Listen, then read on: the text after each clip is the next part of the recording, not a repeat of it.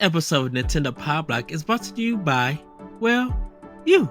If you want to find out more about Boss Rush Media's family of podcasts, head on over to patreon.com/Boss Rush Media to see which tier is right for you. Thanks for helping us build something better.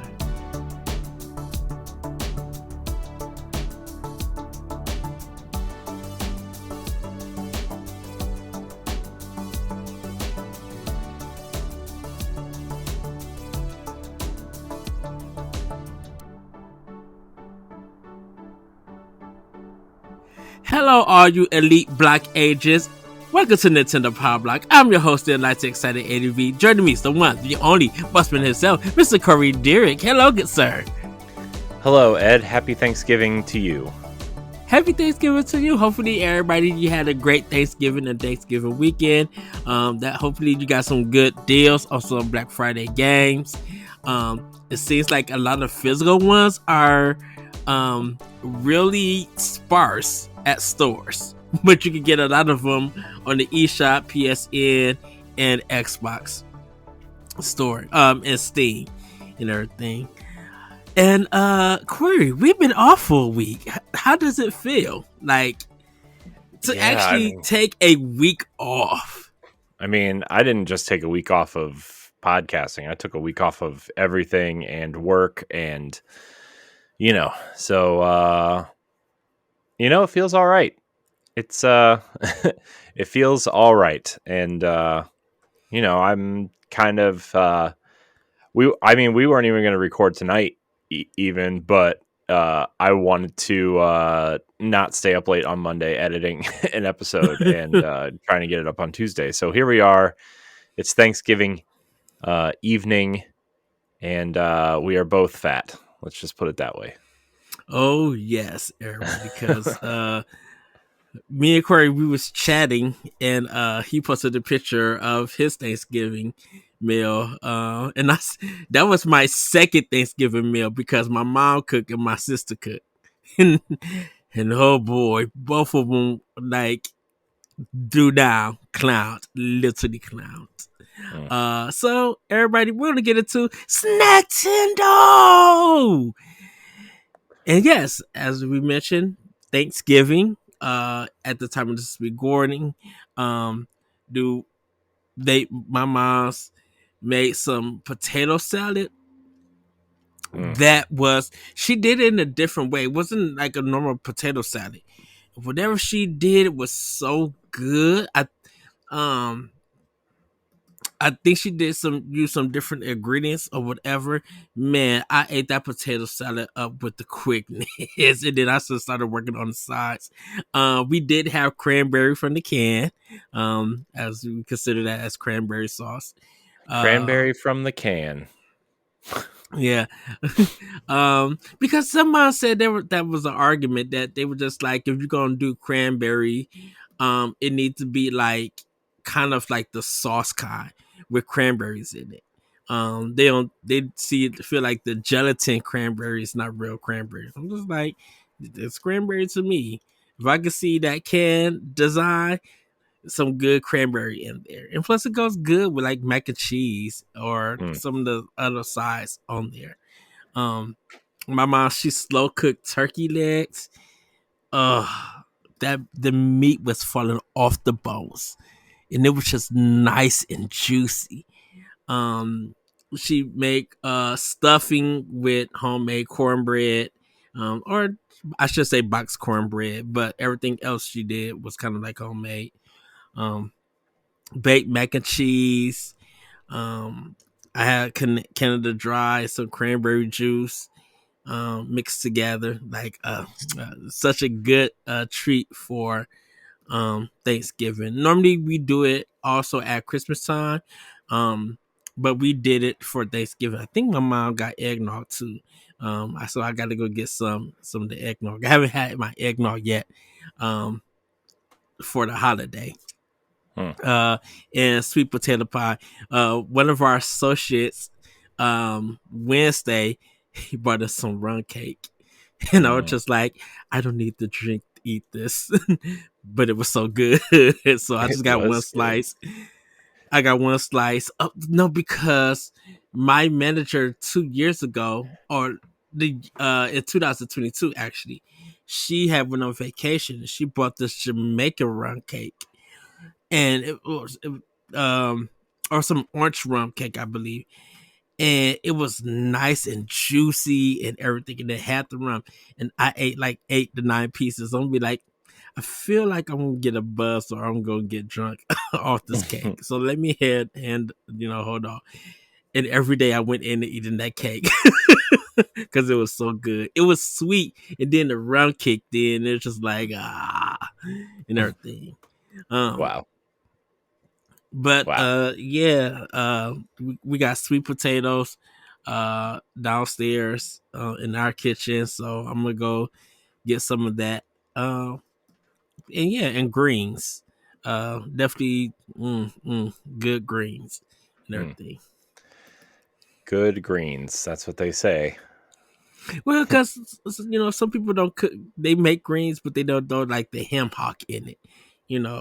They just throw it in and cook it. I'm just like, no, you gotta make sure the ham hock is in there. Then you gotta make sure the ham hock meat like falls off. And if you want to do salt, that's fine, but you really don't need to do the salt because the flavor is so good. I don't even know what's in that. So you gotta, I don't know. Explain it a little bit more. I don't understand what any of it is. uh, well, greens is just like it's almost like a leaf kind of thing. Um it's a different form. Not I don't want to say different form of spinach or anything, but um it's collard greens. Something like a very southern kind of food that a lot of black families make. But we shorten it down to green, called greens. It's kind of not so much like lettuce, but it's when you see it, it's like a deep green kind of leaf um item and everything. Hmm.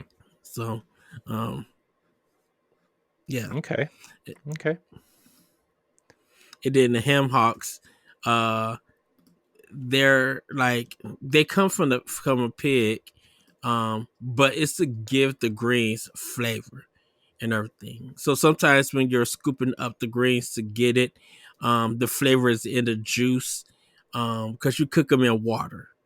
Hmm. So it's just the greens, the ham hocks, and water, and then you kind of let it boil and simmer and everything. Hmm. And it takes about, I think, like an hour or so. The way like you slow cook them in a sense in a big pot and Hmm. everything. Okay. Okay. Yeah, Well, good to know. Good to know. Put that in my back pocket. yeah. It, it's I know it's like southern slash soul food kind of thing, but when my mom makes it for Thanksgiving, it's a like family tradition Hmm. and everything. Yeah, I get it. I get it. Like our family tradition is not eating turkey on Thanksgiving. Oh, really? Yeah, we don't eat Oh. turkey on Thanksgiving. I feel like we have this conversation a lot, but Well, uh, like every we do Thanksgiving. we do turkey and ham, Yeah, and everything. yeah. So, It just seems like more and more people don't care for turkey. It seems recently. mhm.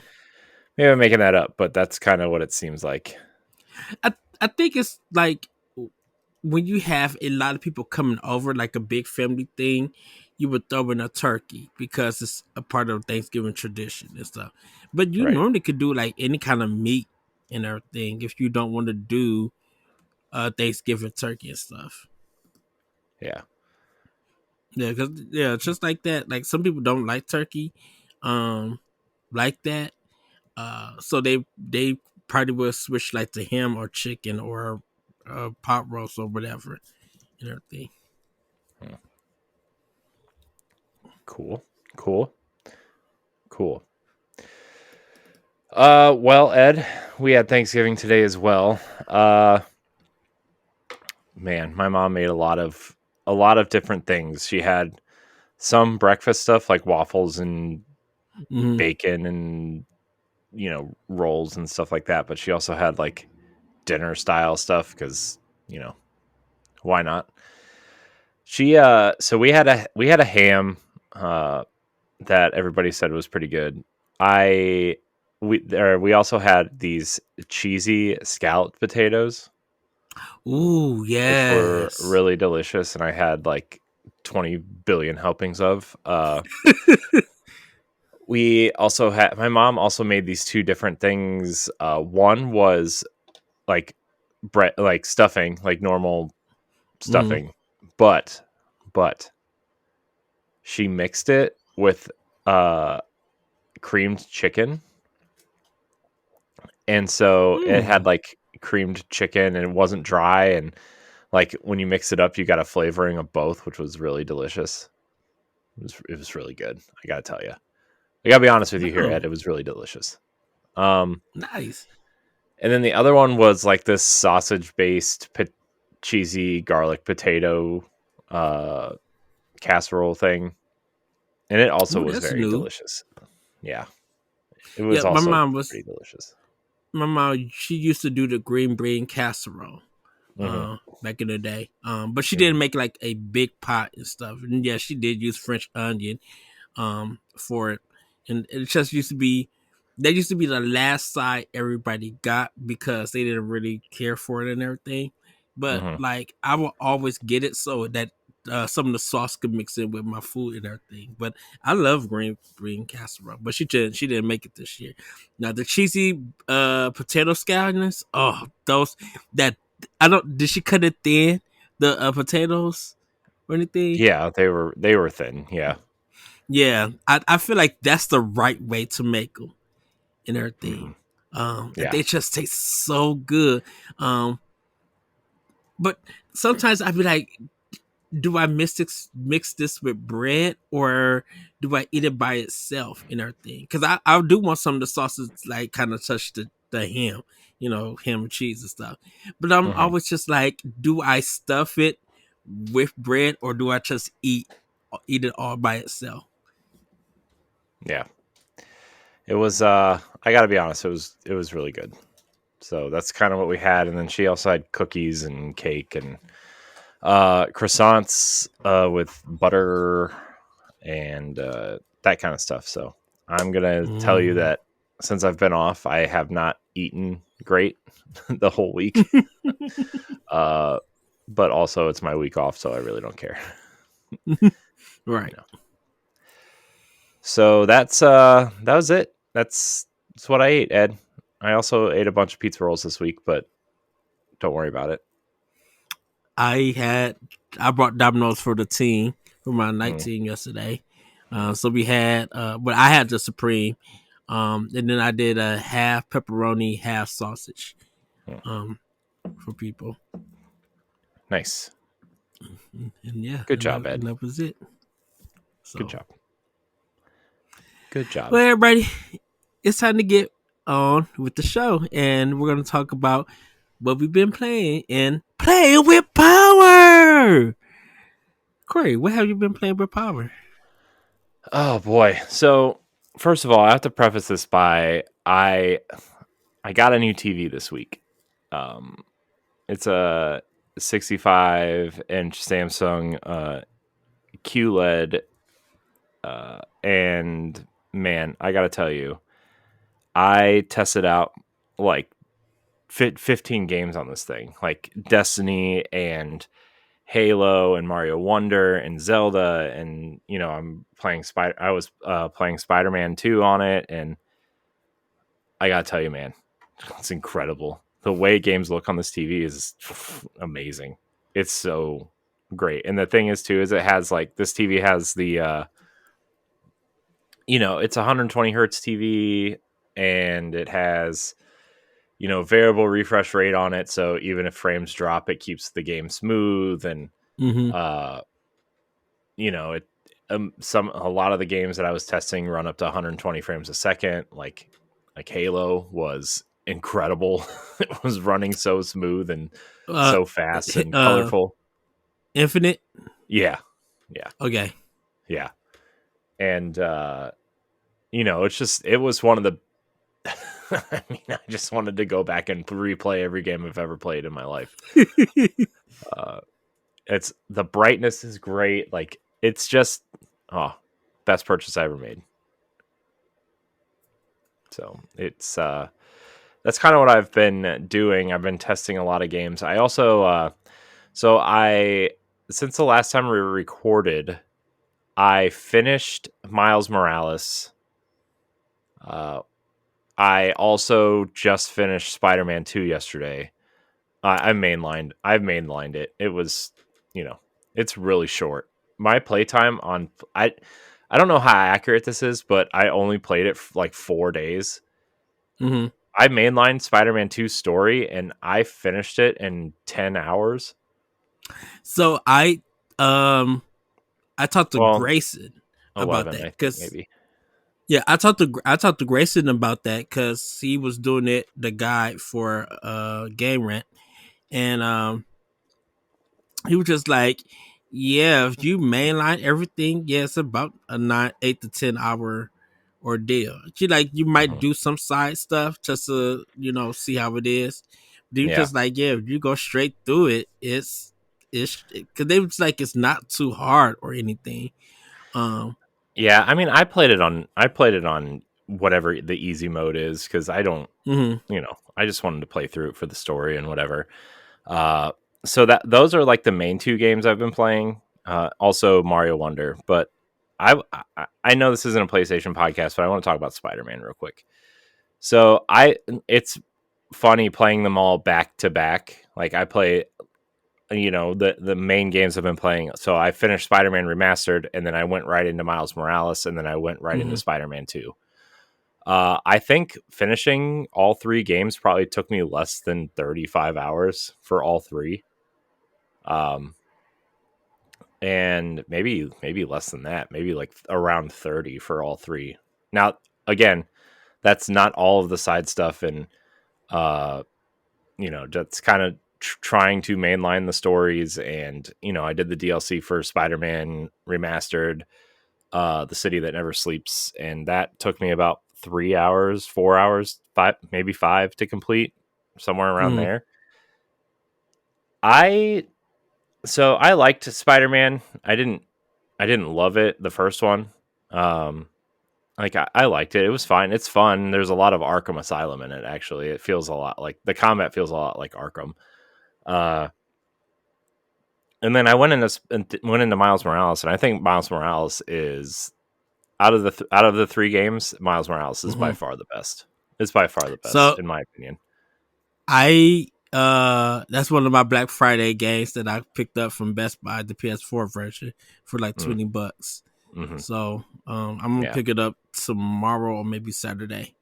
yeah, Um, but then I actually need to I might just have to go and just mainline uh Spider Man for PS4. Um, yeah. Man, that game. We talked about it before, but I think Spider-Man One has some pacing issues. mhm, It's like the first two acts are kind of drawn out, and then the last act, especially like the last half of the last act, is like all the entire story is like crammed into like this half of an act. Uh, but overall, Miles Morales is the best one in my opinion. I think Miles is a way more interesting character, and maybe that's just because I don't know a lot about him mhm, as because like even as someone who's not a huge Spider-Man fan, like I've seen all the I've seen all the movies, and maybe it's the fact that I've been seeing Spider-Man visually and know the story for 25 years that it made Miles more of a compelling character, right?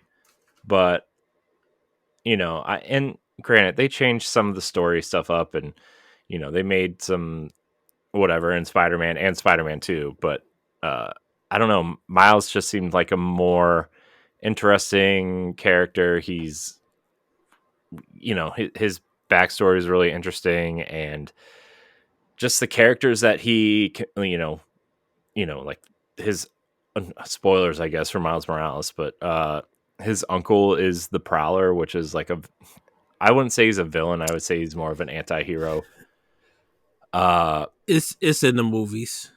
yeah. See, yeah. I mean, I've never seen Into the Spider Verse, so I can't tell you what's going on. But you know, his friend Finn is really interesting in their friendship and kind of like, I kind of like you. I don't know, kind of because you know they're in high school, right? I mean, it's that kind of Yeah. high school thing. Uh, I think his combat. I think his combat is way more interesting than Peter's. Like the electricity makes the combat more interesting. His gadgets are more interesting. Uh, his suits are cooler. uh, but and then I just beat Spider-Man 2 last night, and again, like the story in this one, I think the story was more interesting than the first one, in my Yeah. opinion. I don't know what people think of it, but you know, compared to the first one, but I thought the story was way more interesting. But again, the pacing of the story is like, you know, I understand that like obviously like Venom is like the big draw, right? In this one. Yeah. And the way they change the story of Venom is really interesting.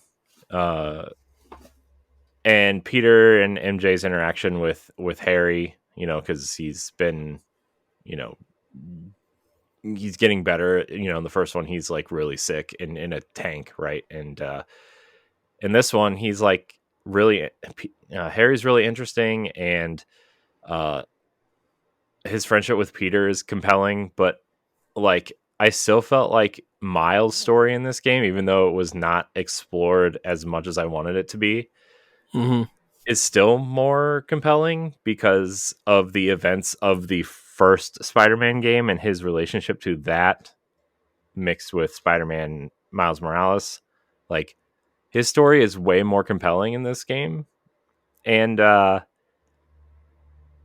was I going? Oh, I was talking about Venom. Like the first like 2/3 of the game focus on Craven the Hunter, you know? And Right, because that's what they advertise it on mhm, mhm. for this game. Yeah, but I would almost say this game's main villain is Craven in a way. I mean, at the end of the day, you know, it's Venom is the villain, right? But like, Hmm.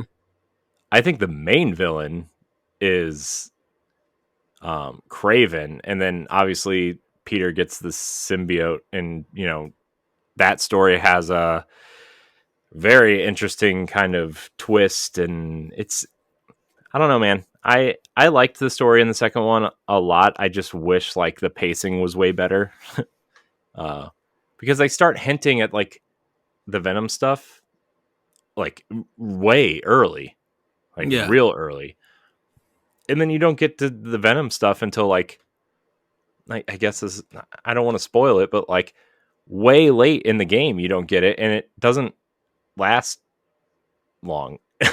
So you know, Because I'm getting like Resident Evil Village with the lady, and then at the point she at the I guess she gets killed. All spoilers. Um, that's it for her, and then it's just like, okay, what we do for the rest of the game? yeah. Well, she's not the main villain of Village, from what I understand. Yeah, There's four like side like villains in that game, and then there's like one yeah, main villain who they all kind of work for, right? yes. It's just that with the advertising, she was the focus of it, and so it kind of feels like with Spider-Man 2, Craven was the focus of being the villain. It did, but when you actually get into the game, that kind of goes away. But I guess that goes away later on in the game, so they can bring in Venom. Yeah, but I also think in Resident Evil Village's case, like the game, the initial marketing for that game wasn't revolving around her. It was just revolving around the atmosphere and some of the like some of the characters that you'd meet, and she's the Yeah. one that everybody got thirsty for, and then they they changed the Well, marketing later to well, make it focus on her. well, yes, but it's you would think that there would be some kind of build up to who is the main villain, and I guess because they feature her predominantly in a lot of the directs and marketing and stuff, I guess it was given the idea that she was the main villain in her thing. Yeah, Like she was the like next Wesker or something like that. Um, but people did, I guess, didn't know that uh when she made her exit, they were just like, okay, we got more for you, but we're not going to tell you what it is. You got to find out on yourself. yeah. So I didn't really, I don't know. I enjoyed it. It's really fun to play, but like I actually think the weakest part is it's not the story itself, it's the pacing of the story. And like Mm-hmm. I think they what I wish they would have done is just like made this Peter and Harry's story and then made Miles Morales to do his story, right? I don't like that they like the character switching. I feel like it took away from like focusing on the one thing, right? And Mm-hmm. I understand like Miles was a very integral part of Peter's story in this game, and I actually really like the way it ended, and I'm wondering what they're going to do moving forward.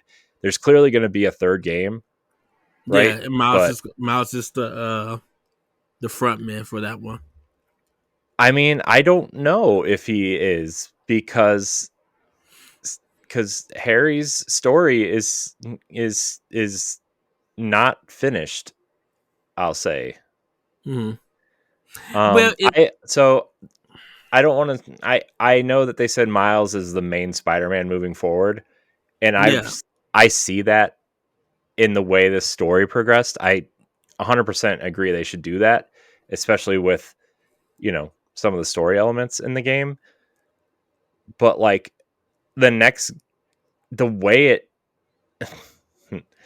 certain events play out to make it, the third game is going to revolve around Peter and Harry. So how are you going to make Miles the main Spider-Man? I mean, mm-hmm. unless they change stuff up like they have been doing, but like they very clearly set up Harry and Peter's relationship as their best friends, right? And, which is very clear in a lot of the movies.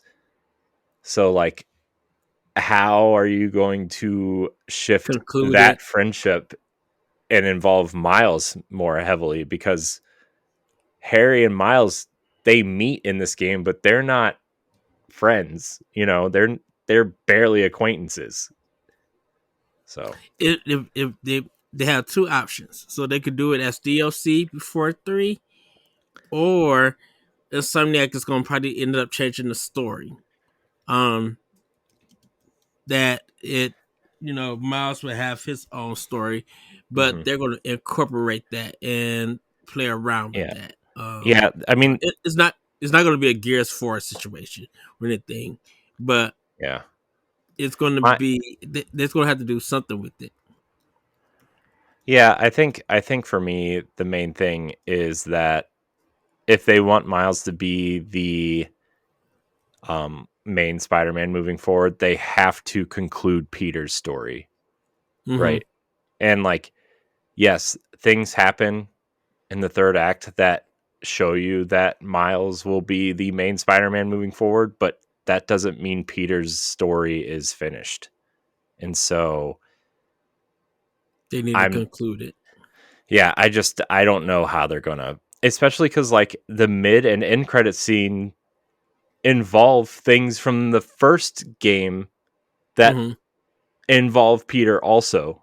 So like I get that you want to make Miles your main Spider-Man, and you should, because I think just from a gameplay perspective and certain other things, he's more interesting of a character to play as well as like just his story in general. But like you have to finish Peter's story, and I don't know if that comes in a like a standalone spin-off the way that Miles Morales was, or DLC for 2, or what, but I think you have to finish Peter's story before you Well, move on to Miles.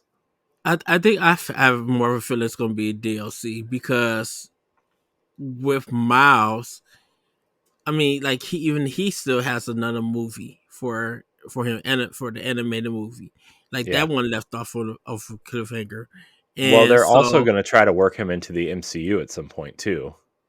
You know, mm, I mean, I think they kind of. I don't even know what the MCU is now Oh, I because know nobody does. like after the Avengers, I'm like, well, isn't it wrapped up in all these other people? But then I'm just like Disney and all the other Here, stuff. I don't know. yeah. I mean, I think for me, my interest in the like my heavy interest in the MCU ended at Endgame, right? Hmm. Uh, and like I watch the stuff that's happening now, like, but I'm not keeping up with it the way I used to, you know. And maybe that's Right. because my life has changed so much in the last 4 years, or I thought Endgame was a great ending to this, and they just continued. But uh, you know, I didn't really. I thought the last Spider-Man movie was cool, but I don't think it was great. I didn't think Doctor Strange was great. I liked WandaVision. I liked uh, Falcon and the Winter Soldier. I liked Secret Wars. I know people don't really like that one, but I liked it. It was fun. But I don't I don't know what's going on. I have no idea what's going on. Everything just feels kind of random right now, and you know that I think that's how we felt about Phase 2 of, you know, the Infinity Saga or whatever they're calling it, right? Like Hmm. where, you know, Iron Man 3 felt kind of random, and uh those Thor 2 sucked. The only good movie in Phase 2 for me was Captain America Winter Soldier. Yeah, that Uh, one's so good. but like they didn't really weave everything back together until after Age of Ultron, and it, you know, then a lot of it made sense, and those movies retroactively made sense and felt better, right? But Hmm. I don't know, man. I don't really know what's going on. And now there's all these It's rumors that they're moving away from the main character that the main villain that they just set up in like 3 or 4 of these things, it's because just that actor is it's like whatever. But I don't know, it's man. so weird talking about comic universes I know. and And now the X-Men are how back, but like the Fox X-Men and not the not the new ones. oh yeah. So who uh knows? I don't know. yeah, there was a person uh who was kind of concerned, I should say, about Insomniac. He was just like, it's great that they put out a great Spider-Man game, and I can't wait to look forward for a Wolverine game. Hmm. But I hope Insomniac doesn't become the Marvel side of Sony. They were just like, Yeah. and I was just like, well, Insomniac is probably working on some original stuff, but I think because of the contracts that they have and the success that they have with these comic games, they're going to present those out because it makes a good businesses to them.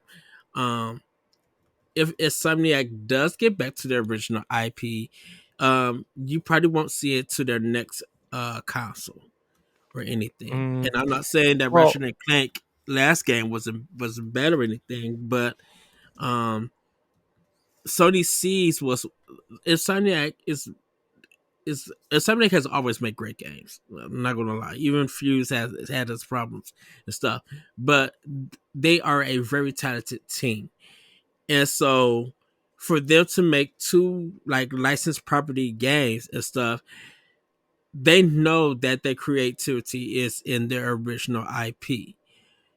It's just at this moment right now that because of their great talent making great games and very successful games with the numbers that they sell, Sony's going to be like, well, you guys could take these properties, make a game out of it, and it becomes a success and mhm. everything.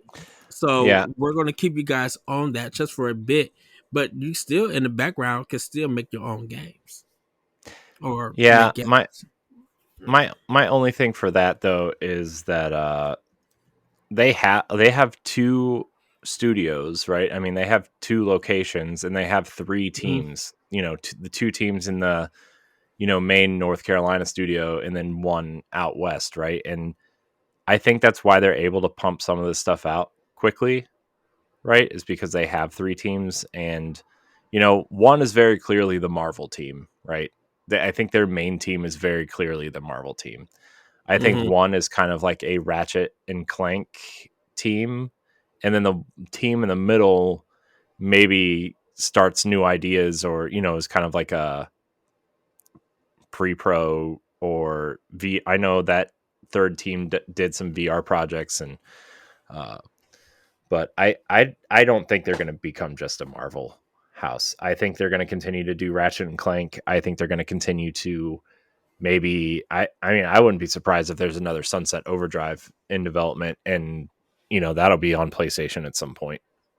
But Yeah. I mean Marvel sells. Let's be honest, Spider-Man sells. It's the best Marvel, or Spider-Man 1 is the best selling Sony published product of all time. So I mean, and that's why I said I'm like, because it comes from Insomniac. It comes from mhm. a very talented. Like, we wouldn't have this discussion if this stuff was still on Activision. Like, Yeah. I'm not gonna. I'm like, and folks can't deny that. I'm like, you talk more about Spider Man because Insomniac made it, and their games, and people barely talked about the Activision games. And I'm not gonna get more into that, but it just shows how the conversation of a well-known developer making games could get more traction than another well-known developer who has made games for that series get less discussion. Mhm. Yeah. I Yeah, I mean I think Insomniac's a great studio. They have a lot of talent, and I hope they continue to make great games. And I know I just kind of I don't want to make it sound like I bashed on Spider-Man. They are excellent games. They're really really really fun to play. I'm just talking from like a story perspective, and Mm-hmm. um pacing wise for the story and the characters that are interesting to me. I think they need to kind of tighten that stuff up, but like there's no doubt that the game is fun, and it's fun to swing around the city, and combat's fun.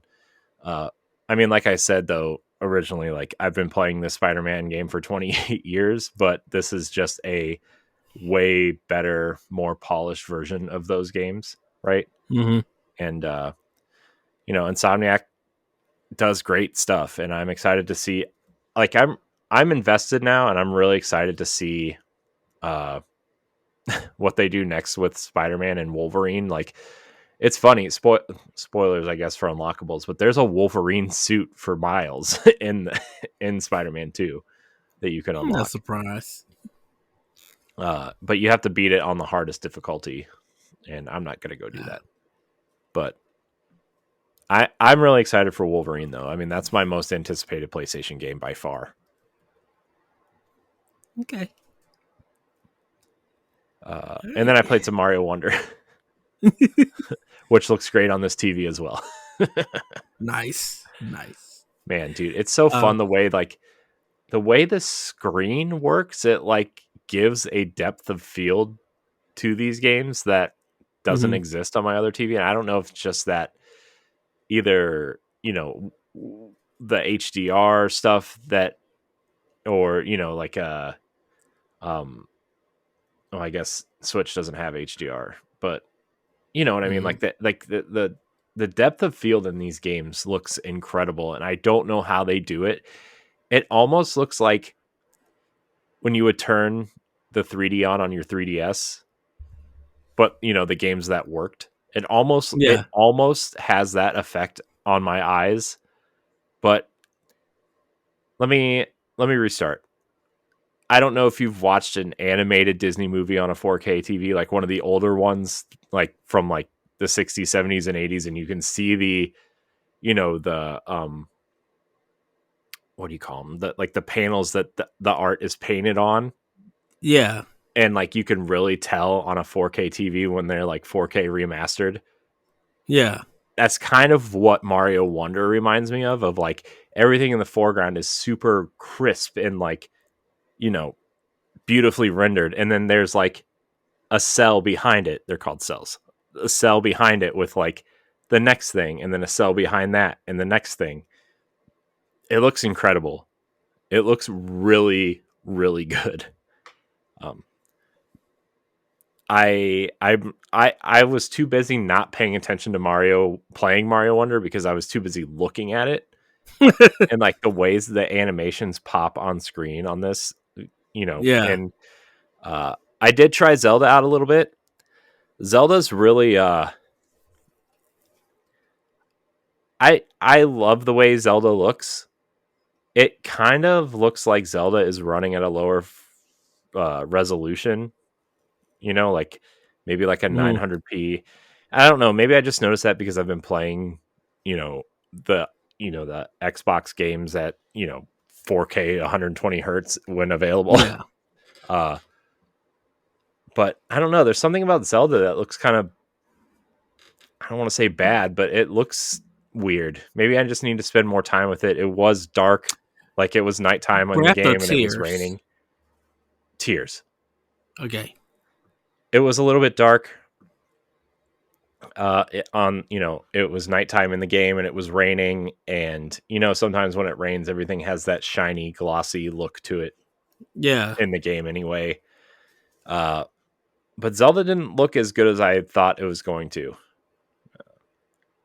But I'll play it later. I'll try again at another point. What looks great on it though. Those new Mario Kart tracks look great on this TV. Oh, you played it? Some of them, yeah, I played some of them, and man, Mario Kart 8 is still an incredible looking game. Even 10 years later, 11 or 9, 10 years later, looks so good, man. Sorry, I really love this TV, and that's like all I want to talk about right now. So it was worth the getting rid of stuff and buying stuff, and it's great. So cool. All right. Anyway, sorry, I didn't mean to take up that much time. No, no, that's okay. Well, for me, I've been playing 9 Years of Shadow. This comes from Halbred Studios. It's a independent Metroidvania style game. More Metroid than Castlevania. It it it's a great game. It looks beautiful, great animation and everything. It's like a 16-bit pixel kind of art style. Um, it's not too long. It's a weird balance in the difficulty. So you can like fight enemies and fights like mid bosses and stuff, and won't have a hard time with them.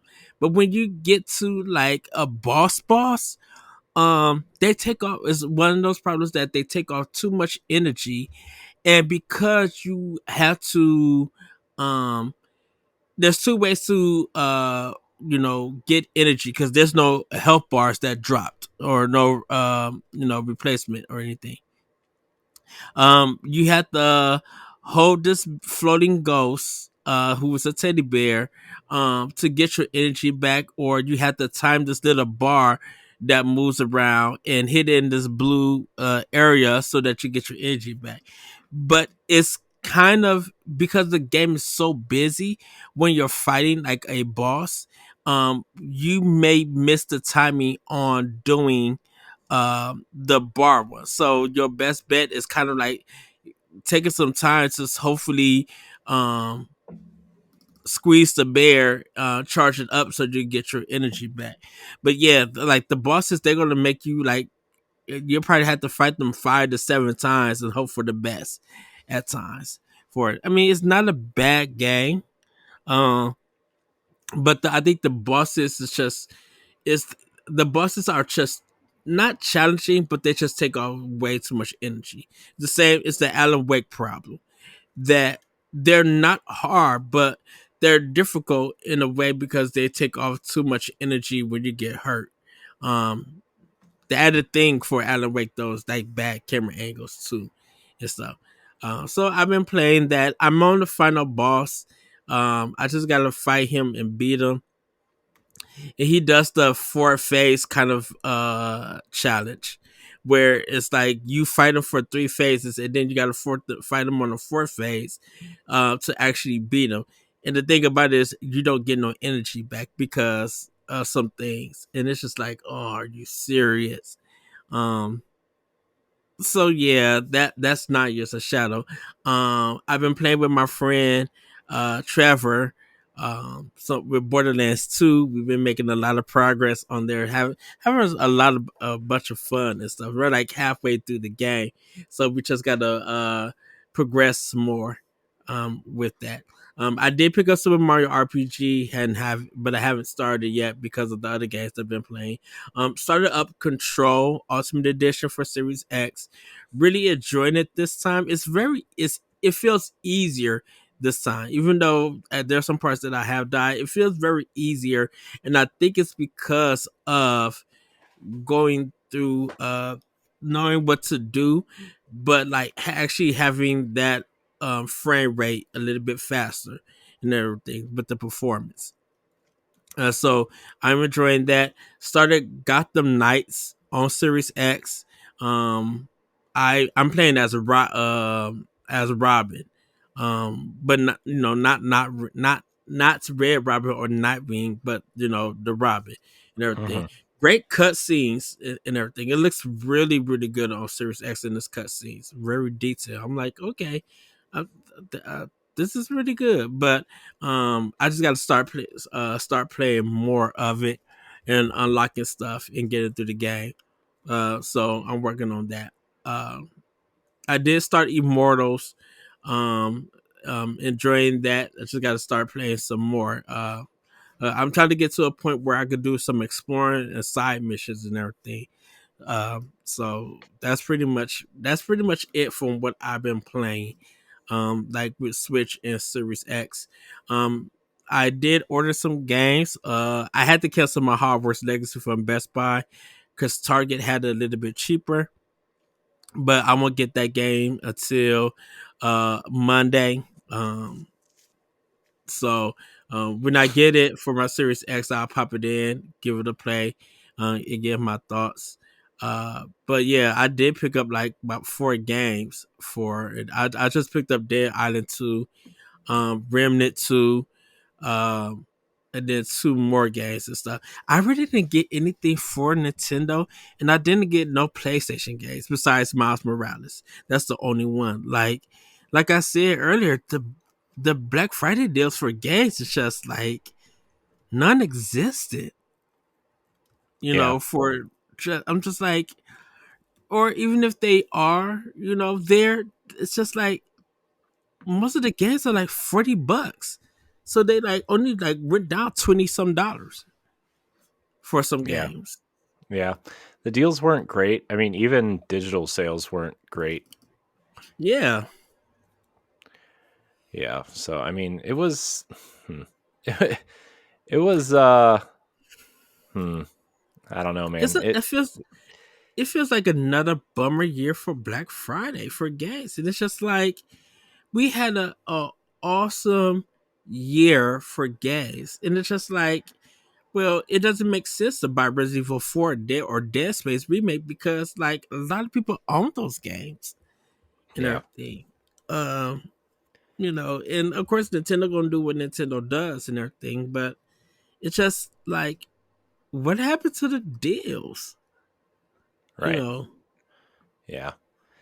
I mean, I get it, I guess. It's just I don't know. It's a weird time for games. I think the deals could have been better. Like Target didn't even have their buy two get one this year. I mean, they had it on movies, CDs, yeah, and media, but that did not include games, which games, was weird because they yeah, always have that at Thanksgiving. and then well, it really feels like they're getting rid of their game section because just in the store. Because I'm like, the way that I seen the PlayStation and Xbox section, they like 75% of those games that was there are almost gone. I'm like, what the heck is this? Like, I understand all the Nintendo stuff being there, but I'm like, this section keeps feeling like it's reduced and reduced. Same thing with Well, Best Buy. Like, I think most of these places are going to get rid of they're going to get rid of physical games at some point. I mean, Best Buy. I mean, I don't know if you've seen their DVD sales, but they're getting rid of all media next year, which is nuts, except for games. And Walmart is going to stop carrying physical games at some point. So, well, at least on the Xbox side, they are, which mhm. that doesn't surprise me the way that Xbox is going, but you know what I mean? Like, it's just weird. Yeah, it's just, yeah, I don't know. It's so with this, there's a pro and a con to this in a sense. Hmm. The con part is that, there's going to be less choice to buy games physically and everything. Hmm. Even Nintendo stuff. But I think the pro to this, and depending on if you're going to root for it like this or not, some people may consider that's a con. I'm like, this might just be helping GameStop with its business. Because if they're going to be the place, I mean, if they're going to be Yeah. the place to go to get physical games, and it's not a forced monopoly or anything, it's just that Yeah. these businesses made a decision to do that. Yeah, you still have Amazon, but like, Am- you have to be a subscribed member of Amazon to get your game on the day that it comes out, and people don't want to do that or stuff, you Yeah. know. And with limited space for digital purchases, like, how the heck you gonna play? Even if you have Game Pass, how the heck you gonna play Call of Duty if it's going up to close to 250 gigabytes and you have a 1 terabyte? Even with, your up, when you get literally done taking off all your games and have the updates, you only literally have, dude, I couldn't believe this, only have 750 gigabytes worth of space if I took all of my games off because of all the updates that came to my Series X. Yeah. Yeah. And I know there's an SD card, but it's just like, I shouldn't have to purchase more space like that, um to save my games or anything. Yeah, I mean these consoles are going to have to start coming with bigger hard drives, which I think by what 2028, 2029 is when these next ones are supposed to come out. I Mm-hmm. think I think that those hard drives are going to be more like 4 terabyte instead of 1. And hopefully they figure Shoot. out like how to not compress assets because I don't think they're going to do that, but like the way that assets are stored and rendered on screen, which was like the big draw for these. Everybody said, "Oh, well, the way these games render, once we get away from last generation, these games are going to become smaller." And like so far, they're uh, they're not smaller. We'll say so. You know, Correct. uh, so I don't know, man. I don't know what's happening with games right now. I just want it to be. I mean, for me, I don't care if physical copies go away. That I have physical copies of the games that I love, but even then, like especially on Switch, like the games are on the carts, right? Most of them. Nintendo games are on the carts and usually Yeah. don't need patched to run, right? So I have physical copies of those games that I love, except for Mario Wonder right now, but I'll get it eventually. But for Xbox, like you look at something like Starfield or Redfall or even Halo Infinite, where like it only has like a quarter of the game on disc, and so like you have to download the update. So it's like, what's the point at this point for Yeah. those? I mean, it's the same way with PlayStation, although their first party I think is pretty good at trying to keep the game on the disc for the most part. Uh, It's the licensing fear with the digital stuff yeah, that everybody's concerned. That's the number one thing. Yeah. It's You know, I don't know, man. I just hope that they figure all this out and you know. yeah, because we don't want a PT situation and everything. So, but we'll Yeah, see I in the think future what happens. I think what's going to happen eventually, and I'm not talking like it's at least maybe 5 to 10 years away, maybe even starting next generation. Hmm. But if you want a physical copy, you're going to have to go through someone like super rare or limited run or something to get them, or maybe like they set up their own, hey, if you want a physical copy, you have to order through us. There's a limited amount type thing. Just think about how many websites that you have to go to order games. I only go to Amazon, so it doesn't matter. Well, yeah, I understand that being like one all be all, but I'm just like trying to go to that company who publish and or develop the game and stuff to get this into your house. Yeah, That's a lot of charges on your credit card instead of it being kind of like all in one place, like Amazon. You know, yeah, yeah. so. Uh, And I know someone out there should say, "Where there is Steam and Epic Games." I'm like, yeah, but that's PC. We're talking about console. yeah. I don't like PC jerks. Although I So do really like the look of that new OLED Steam Deck. someone has a video of it. They were showing like I mean, they're out. running a game of it. Yeah, I mean, they're out though. Like you can buy one. So I don't know that Yeah, I would like to. The thing is though, with the Steam Deck, you would have to like side load Windows and do all these things to get like a Game Pass native machine, and I really am not the person to do that. So I mean, I've been staring at the ROG Ally for like I don't since it was announced really, mm, but I know they have all kinds of problems with like memory card readers getting too hot and not reading the memory card at all, and the fans not work. Like there's a lot of issues that I don't want to have to deal with either, and I would rather buy a first party device and not a third party one. So, I would consider the Steam Deck a first party device, right? Because Valve produces it and creates it, whereas mm-hmm. Xbox has been promoting the ROG Ally as their Xbox handheld, and it's not made by Microsoft, so I don't trust it. And there's like varying degrees on how well people respond to Republic of Gamers as a brand because of the quality. Yeah, And I know Asus makes Asus. I've heard it both ways. I don't know, and I don't care. I know that they are a pretty respected brand, but Republic of Gamers is like their sub brand for gaming, and people don't seem to care about it really. At least from what I've looked at. Again, I'm not a PC gamer. I don't know, and again, I don't care. But I would trust a Steam Deck way more than I would a ROG Ally at this point.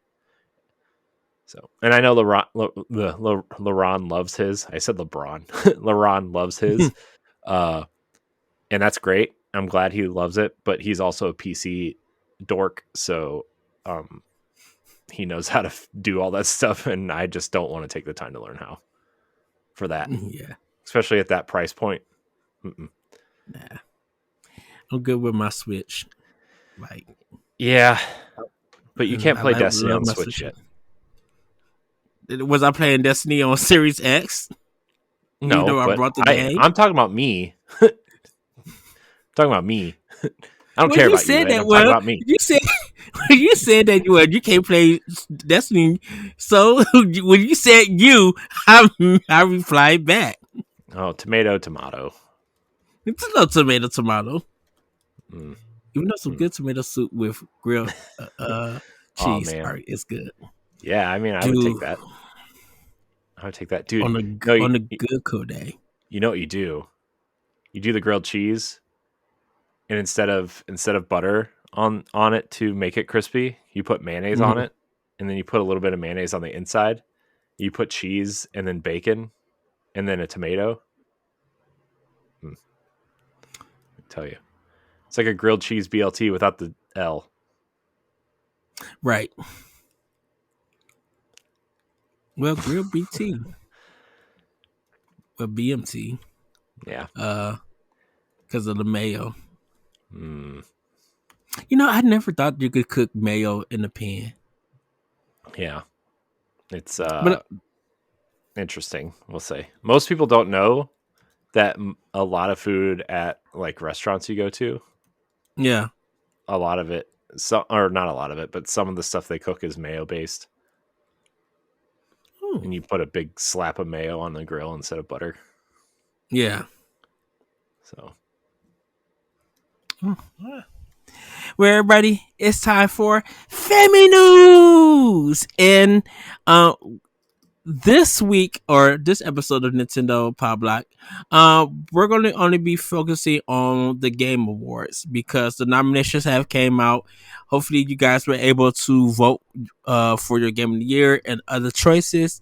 Corey, do you want me to do the nominees, or do we got well, everything? Or before we get into the game awards themselves, Ed, I just want to, I know we like to poke fun at Jeff Keighley a lot, because of his friendship with Kojima and just him being Mhm. everywhere in the game space, and like, Summer Game Fest and the Game Awards and stuff where like, you know, Summer Game Fest is not a great name, but if you think about it, neither is E3, or 90% of the consoles that come out have great names. So, you know, but I just want to say, like, I appreciate what he's done for our industry and trying to make video games um, a respected industry where, most people still Mhm. think games are for kids, and I get it, right? But like, he's done a lot for the industry, especially in like the last decade or so.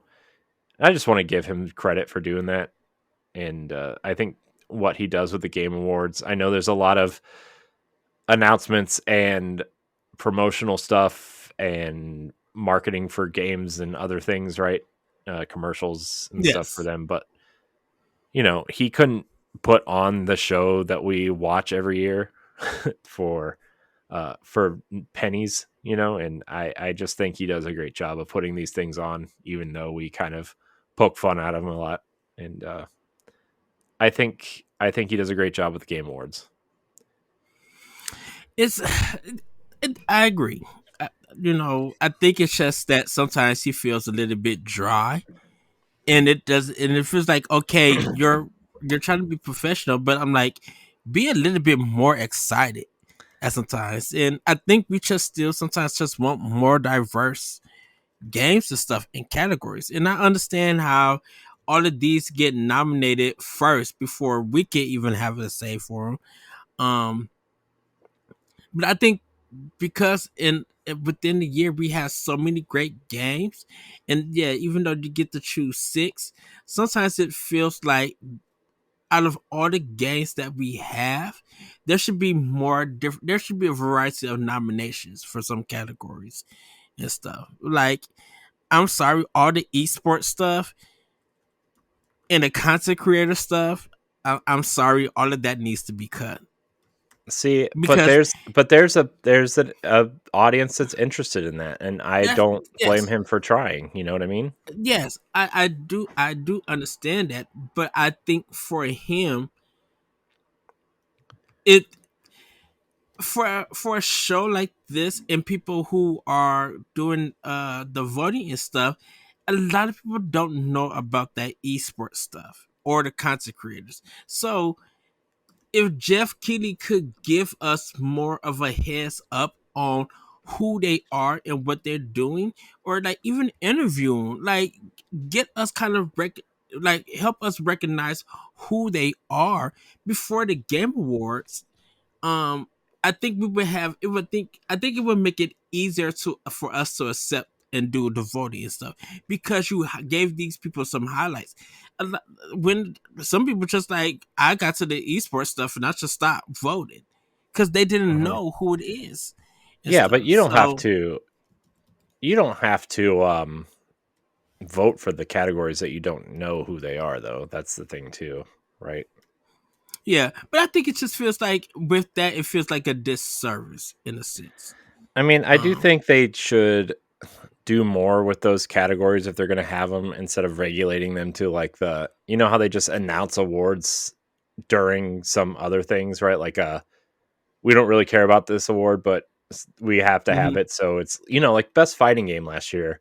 The winner was announced during like the pre-show, or, you know what I mean? It wasn't part of the main show. It was just this side thing, and I I don't know. I think if you're going to have these categories, you got to have representation there, like people there to talk to, or like you said, interview them or something like that. Yeah. So So I don't know, but I do appreciate him really trying to put these things on the map. I yes, I, I I agree. think I think he is doing a great job at that for the most part. Also, hopefully he has some better security, and folks just don't walk on trying to speak to Yeah, him or get some get on security out stage. there, dude. You got uh, money to get these ads, but you don't got the money for security. Yeah. So, well, Corey, you want to get into it? yeah, I suppose we should probably do that, right? Let me bring up the nominees here. All right, where do we so I don't think we need to do every category. I think what we should do is each of us pick 3 or 4 categories that we want to talk about and then do game of the year last as a group thing. You Okay. know, I just I mean, I don't think we need to do, best family game or, best adaptation or anything. I mean, I guess we could do that one, but you know what I mean? Like most anticipated game. Oh, okay, sure. Or you know what I mean? Especially like those Yeah. last 6 or 7, uh, what do you call it? Categories. Content creator of the year, us. You know what I mean? Like, I don't think we need to do Yeah. all that, but I think if we pick 3 or 4 best mobile game, I don't think we need to do best VR AR game. I don't think we need to do. So if we want to, how many do we want to do each? 3? You think we should do 3? We'll cover a lot of them by doing 3 Uh, each. I think let's do 4. 4? Okay. Yeah. All right. Well, I'm going to go first, Ed. Okay. I'm going to go first. I think, let's see. I want to check out best action adventure game, Ed. I want to talk about the nominees here. So there are 5 nominees here. It's Alan Wake 2, Spider-Man 2, Resident Evil 4, Star Wars Jedi Survivor, and Tears of the Kingdom. Uh, I think here's the thing for me.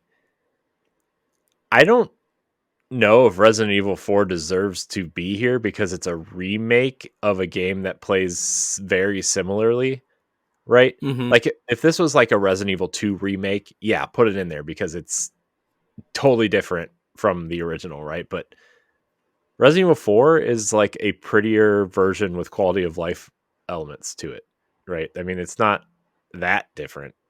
Um, so I question it, but also I don't know what else are you going to put there. I haven't played Alan Wake 2. I hear from the industry, I hear positive things, but to people I really listen to, I hear very mixed things on Alan Wake 2. Um, so I mean, based on what I didn't like on the first game, you know. But is there anything in this category that you think should be here and isn't? Um. Hmm. So I think that's the thing about it. Just like action adventure, there's got to be something because I don't think Resident Evil 4 needs to be on here because, like, even though that is an action game, it's not so much a adventure or anything. Same thing with Alan Wake 2. Those games are not adventure games, Mhm. or have any adventure aspect and stuff. to it because it's so linear, and then you got parts like chapters and stuff that's ending. You can't really explore in those games. With Alan Wake and Resident Evil 4. Like with Marvel, Star Wars, and Zelda, those are they have action in them, but there are it's a world that you can adventure in. And it kind of feels like more these are more open world games in a sense. Um, than anything that is level based and stuff. So,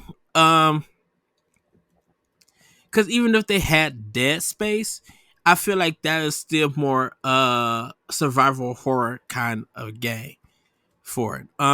I would have put Metroid Prime Remastered in here. And regardless what everybody say, look, that game got a 93 on Metacritic. Um, it's kind of new to a lot of people who didn't own a GameCube. It is action and it is adventure that you can explore. So I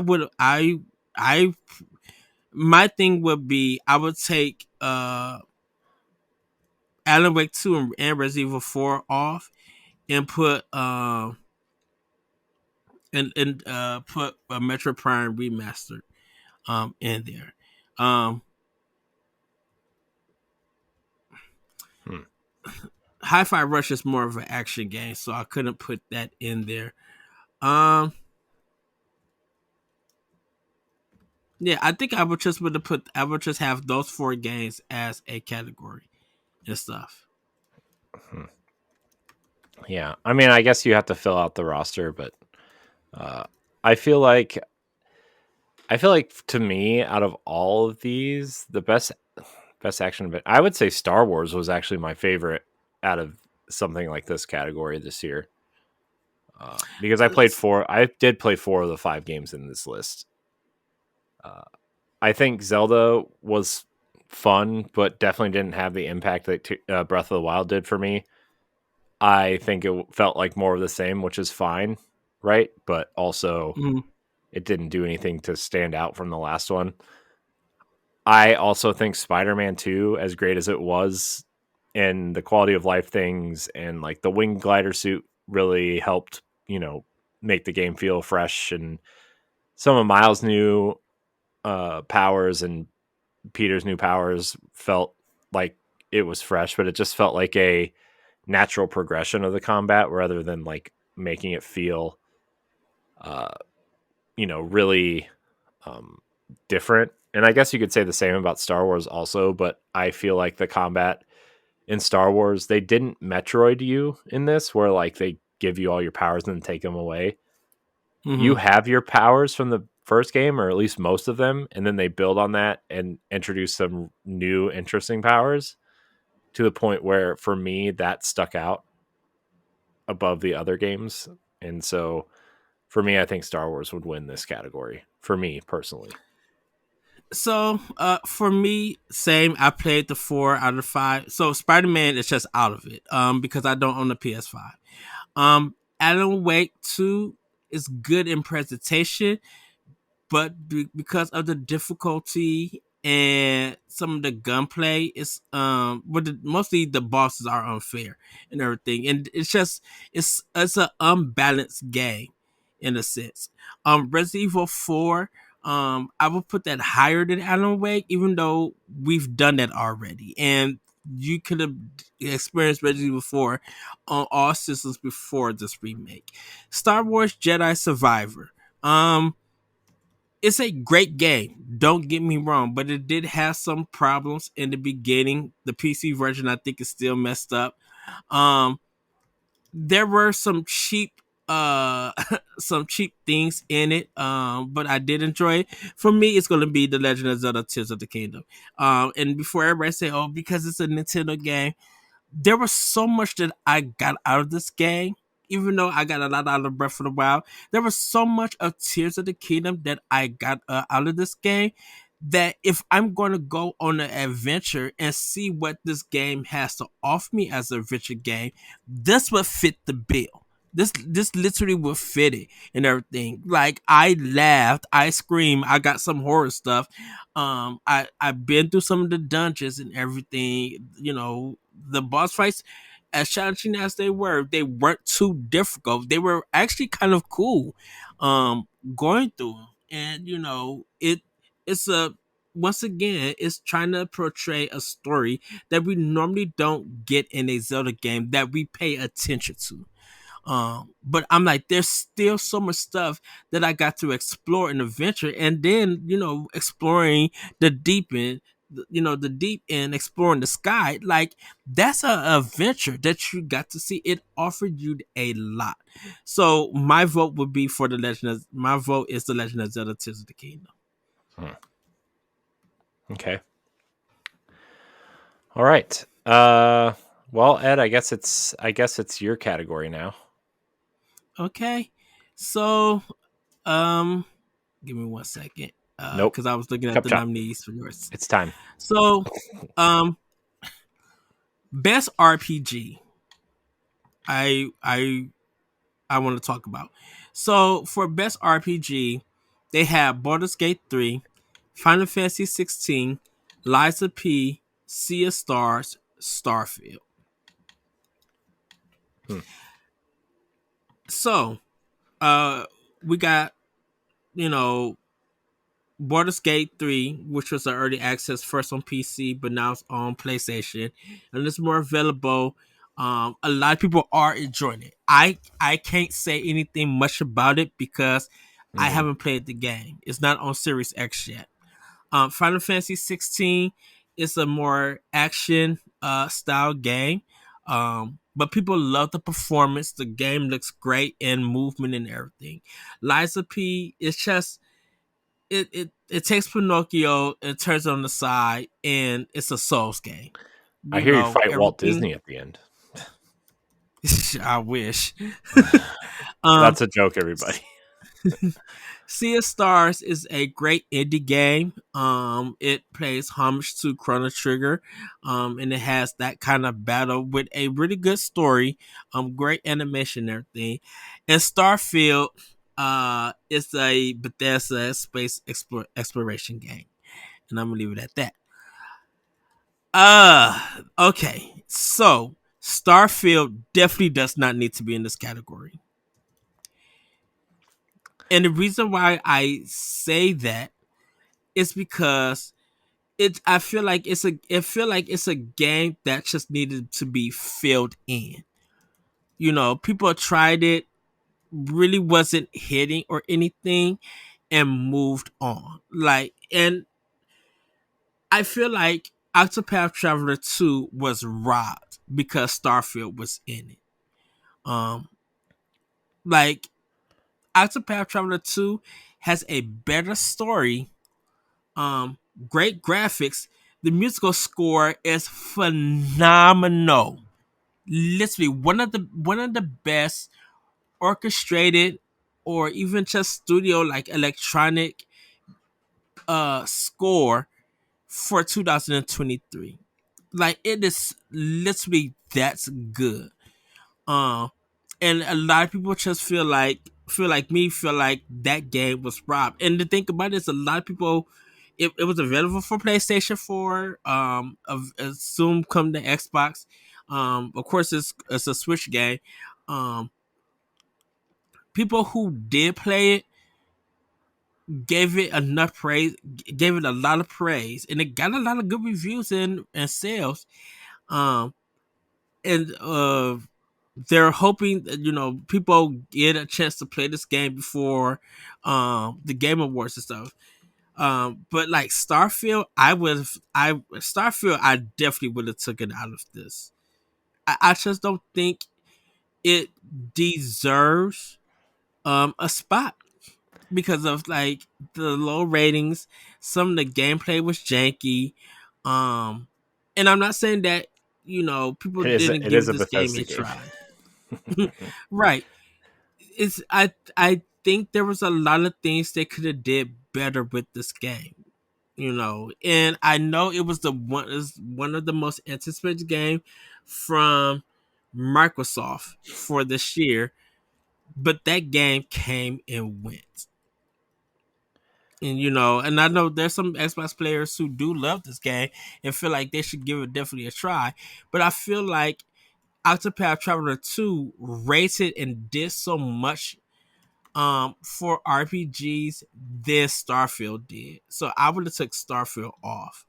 Now I will say Sea of Stars is a great RPG, but it's a great indie game because it pays. I'm like, it's not doing anything different or anything. It looked at a previous series and got inspired to make that game. Liza P, I wouldn't give it to because it's just a Souls game.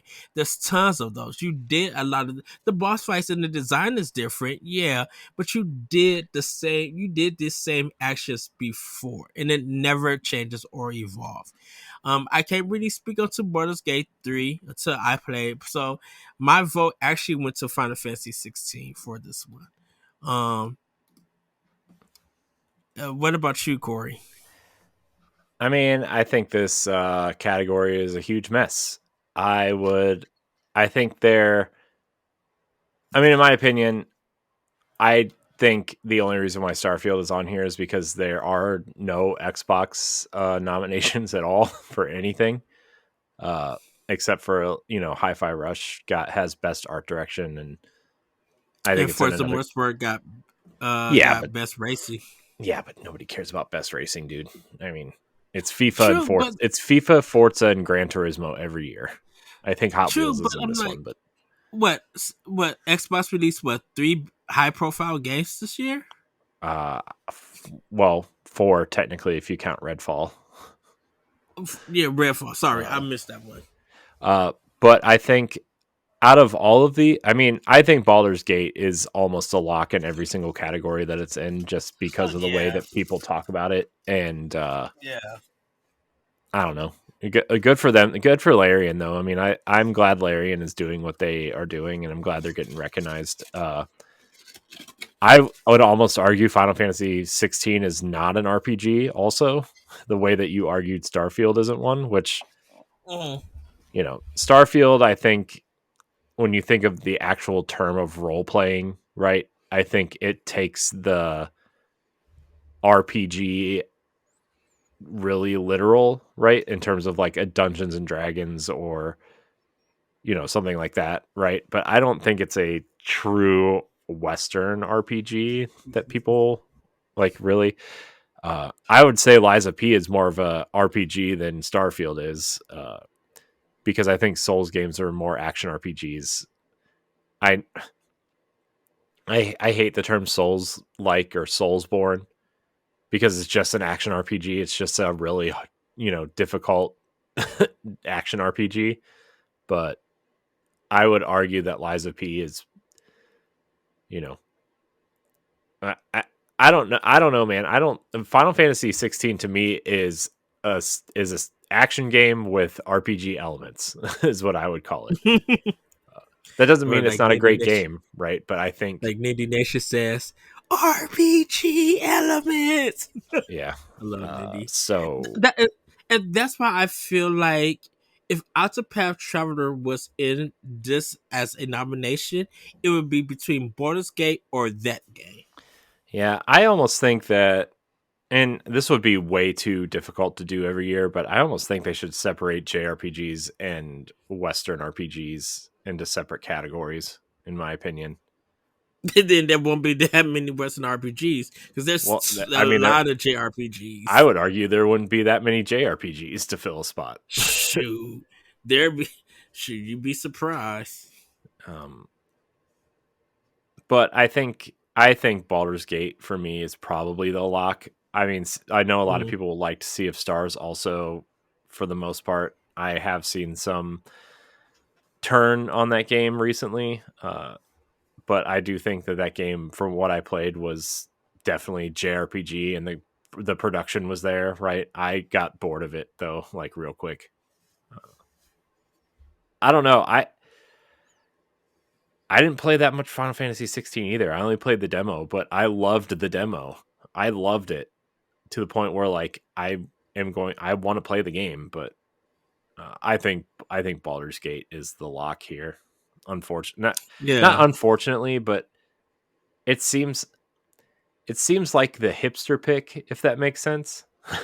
you like the I mean, I have no doubt it's an amazing game because Larian does amazing work. I just feel like yeah, that Baldur's Gate's never been popular, you know, right, in and in the that's why I main said sense. right, and that's why I said I couldn't vote for it because I haven't played it. Now, Final Fantasy 16, from what I see and everything, even though I still haven't played that neither, I just I didn't really have no options because I don't think Starfield deserves it. Lies of P, I personally felt like I said was a Souls game that you've done before, and I feel like Sea of Stars is more of an indie game for RPG than it does, because Octopath Traveler has just crushed at the game. So I Yeah, had no choice but to go with Final Fantasy 16 for me. yeah, Like I said, yeah. I mean, if it was up to me in this category, which it's not, I guess, and I guess everybody would thank me for not doing that, but I think for me, out of this, I personally would pick Final Fantasy 16 because that's the game I liked the most that I played out of these. I mm, don't think Starfield deserves to be here at all. I agree with you. I think Lies of P has the biggest chance of winning over Baldur's Gate, but I still think Baldur's Gate is the lock. yeah, I think Baldur's Gate 3 is going to get it. Yeah. All right, Corey, your turn. Oh, right. Man, I didn't pick one. Okay, so I'm going to go to best art direction. There are some interesting ones in here. Some that I question being in here, but that's okay. Alan Wake 2, Hi-Fi Rush, Lies of P, Super Mario Wonder, and Tears of the Kingdom. Now, for me, I would probably go with Hi-Fi Rush Same. with Mario Wonder coming in second for me.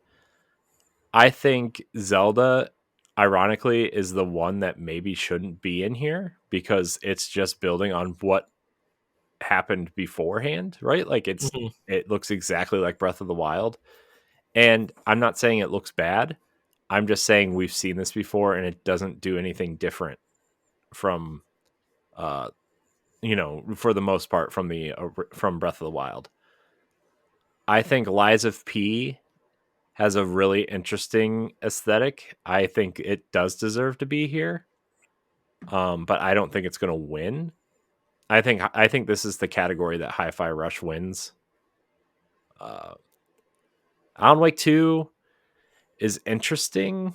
I don't I haven't played it and I haven't seen enough of it to judge it, so I don't know if it deserves to be here. I'm sure in the Alan Wake's dark zone or whatever he calls it is does some pretty weird and wacky things. But I haven't played enough of it to make a judgment call here. But for me, Hi-Fi Rush would win here, and Mario Wonder probably second. I'm actually shocked that Sea of Stars isn't in this list, to be honest, because that pixel art Mm-hmm. is beautiful. It's amazing looking. And I'm also a little bit surprised that maybe something like Octopath isn't in here either. Although that's also building off what it did before in the first one, so maybe that would be the Zelda argument there. But yeah, that would be my pick. Would be Hi-Fi Rush and Mario. Okay, so Hi-Fi Rush would definitely be my pick. Hmm. Um, I would take Liza P out of this and replace this with Pikmin 4. Um, Yeah, but Pikmin doesn't do because anything different from the other games. They all look the no, same. but this is the thing about it is that Nintendo did this on Unreal and it looks phenomenal. It's Mario's not on Ochi, Unreal. no, I'm talking about Pikmin 4. Oh, Pikmin 4. Never mind. I thought you said That's what I Mario. said. I said I would take Liza P off and do Pikmin 4 because of how that game looks with Nintendo. Because like Nintendo doing a game on Unreal and Pikmin 4 looking that gorgeous. The Ochi, the Pikmin, the areas, the rooms and stuff. Um, it all looks so good, and I'm just and it got me thinking. Be like, okay, so y'all played with Unreal to make this game. When you Switch 2 or your next console come out, are y'all gonna play around with Unreal again? And what are you gonna play around with? And how good is it going to be? Because it really just made me think just like, man, I wish more people would have played this game and just see, yeah, it's cute and everything, but it looks so amazing. It's so clean. It's just beautiful. Alan Wake 2, yes, like I said, it looks great in this presentation. Um, but it's kind of dark and muddy in some areas and stuff. It is scary. Don't get me wrong with that. The live cutscene parts are good. Um, but it's just like we seen this with Quantum Break and we seen this with Control. Not knocking those games because they look great too. It's just that Alan Wake 2 is a great presentation and look and everything. So if it wants to have it, so if people feel like it's earned its art direction, I could see why. But Liza P, I would take off. Um, Zelda Tears of the Kingdom, even though yes, it still had its art decision, there was still a lot in here that felt different and everything, and a little bit more detail and stuff. So it leads me to believe that when their next system comes out, if they decide to go with this art style or anything, there'll be more work and more detail and everything. So with my brothers, yes, that earns the spot too because of not just the way that the game looks, but the animation of those characters when they're doing stuff. High Five Rush is just a beautiful game all around and everything. They really Tingo Gameworks really put some work into designing this game. And it's really beautiful to look at in movement and everything. So, but I agree with you, Corey. My vote was High Five Rush for this. Yeah. I don't know what else would be in this category. I mean, I said Sea of Stars and Octopath, but you Hmm. know, that's just me. Ed, I believe it is your turn. Yes. So, I'm gonna go with best narrative for this one. I was thinking about Games of Impact, but I'm just like a lot of them we haven't played really. So best narrative, Alan Wake 2, Baldur's Gate 3, Cyberpunk 2077, Phantom Liberty, Final Fantasy 16, and Marvel's Spider-Man 2. So I had to so I voted for Alan Wake 2 because that's the only story that I know. With this presentation and the way that it tells a better story than the first one. It really does. I love actually Saga's um story and just the way that she interacts with some of the characters. And I like how Auntie from Control is in Alan Wake 2 and plays a part with this gang. Um Cyberpunk 2077, Festival Liberty, I haven't played it. Baldur's Gate 3, haven't played. Final Fantasy 16, haven't played. Marvel Spider-Man 2, I haven't played. So I had to disqualify all four of those games because I don't know their story or narrative on what they're presenting. But Alan Wake 2 does a better job with this cat in this category. So I went with Alan Wake 2. Corey, you probably got more to say due to the fact that you played Marvel Spider-Man 2. But I don't know how you feel about all the other games. So I also haven't played any of these except for Spider-Man. Uh, except for I did play the demo of Final Fantasy 16, and I do have to say that that story really intrigued me. I've also heard from a lot of people that I trust that Phantom Liberty's story is like one of the best stories that they've heard, and like the way that that Yeah. game kind of the way that that expansion changed Cyberpunk overall, Hmm. in terms of choice making and all that stuff is, you know, I think it deserves to be here. I think I think Alan Wake 2 is going to win this.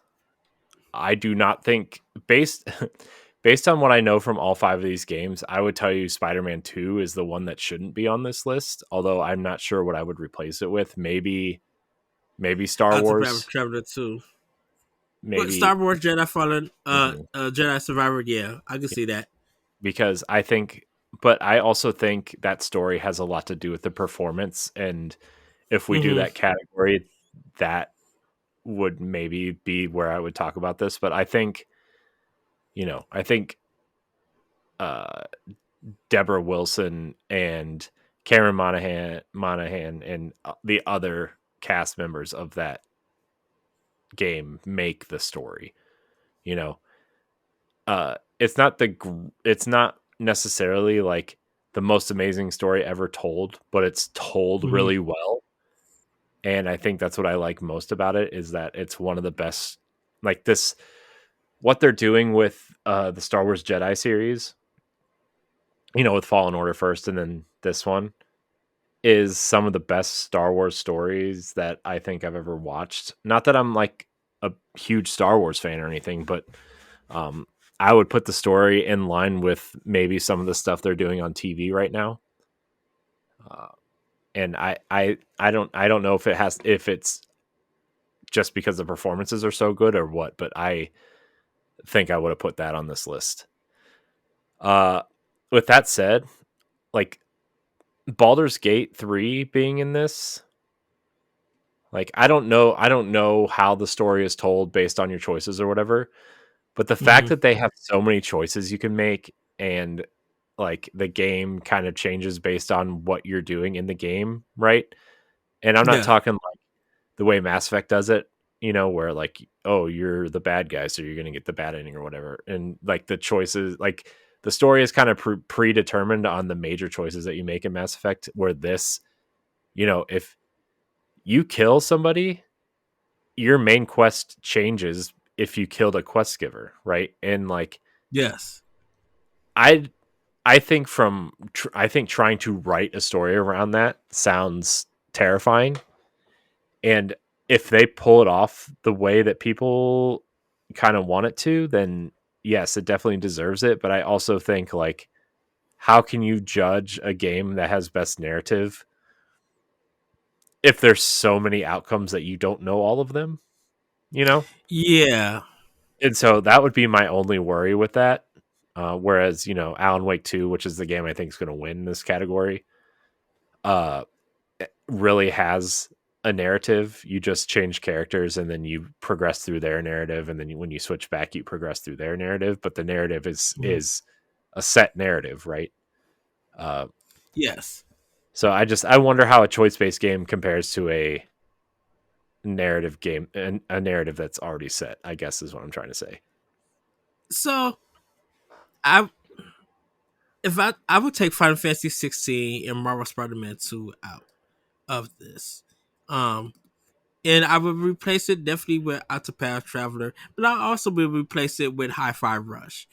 Cause those stories and the way that they're presented, the voice acting and everything, but just the stories themselves is really strong. Hi-Fi Rush is just a ball of fun. It's just like this is a video game story. Um and like Octopath Traveler 2, yeah, you get 8 different stories, but they all mean something. They all have heart. They all have different emotions, and you really feel a lot for um some of the things that happen in this game, and your chest it does it so well that your mouth continues to drop in surprise that this style of game went there, and you're just like, wait, what? Oh no! And it just grabs you and it stays with you to the end of that game. Like there are times that you're going to put the controller down because you do not want to progress because of how good the narrative is in that game. Hmm. So, Corey, it's your turn. Number three. All right. So my third category, let's go to instead of I was gonna go best indie game, but instead of best indie game, I wanna go to let's see here. Hmm. Man, I kind of want to do best action game, but maybe I'll save that. I want to go to best. Here's what I want to do. I want to do best. Where is that category? The best community one because I have a lot to say about that one. Best Uh, community support. yeah, I'm just trying to find it on this list here. There it is. Okay, so the nominees here are Baldur's Gate 3, Cyberpunk 2077, Destiny 2, Final Fantasy 16 or 14, Final Fantasy 14, and No Man's Sky. Mhm. So, as someone who's super involved in the Destiny 2 community,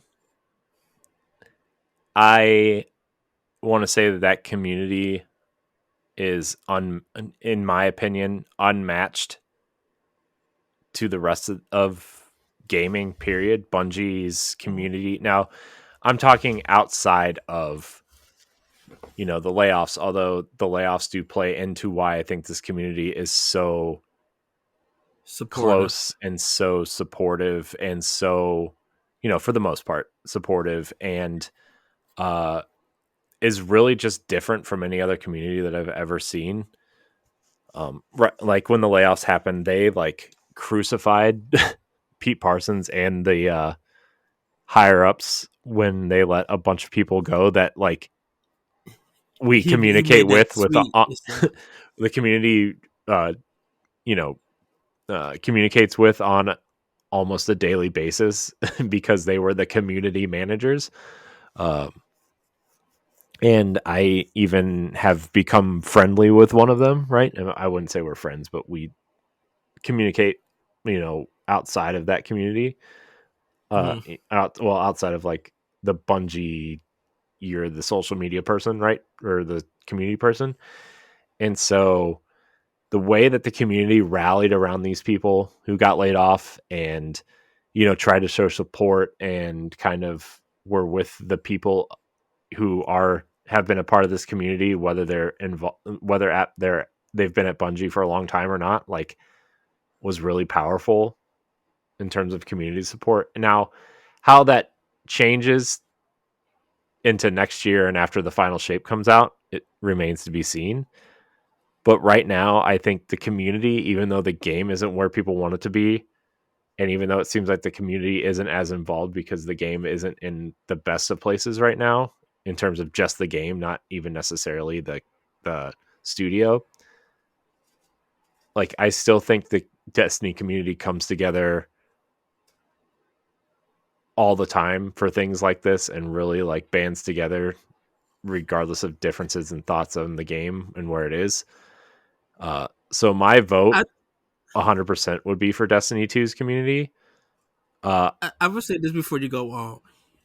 Just the passing of Lance Reddick just showed you the support of the community mhm. for Destiny 2. There has never been an ongoing game that has had that much support for an actor who's been in different stuff who passed away.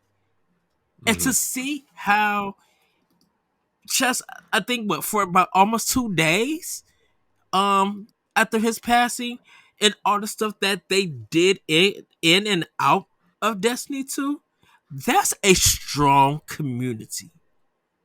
Yeah, I And would it was longer than 2 days. It was like a month or oh, longer. there was more? Okay. Yeah, and then even when they brought Keith David in to replace Lance Reddick, like they made it a point to kind of say, "Hey, we don't really want to do this, but the game has to keep going regardless of, of whatever. I mean, they said it more eloquently than I just did.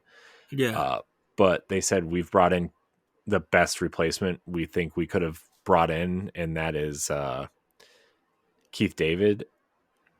And everybody rallied around Keith David and saying, please, take care of this role. This character is super important to us.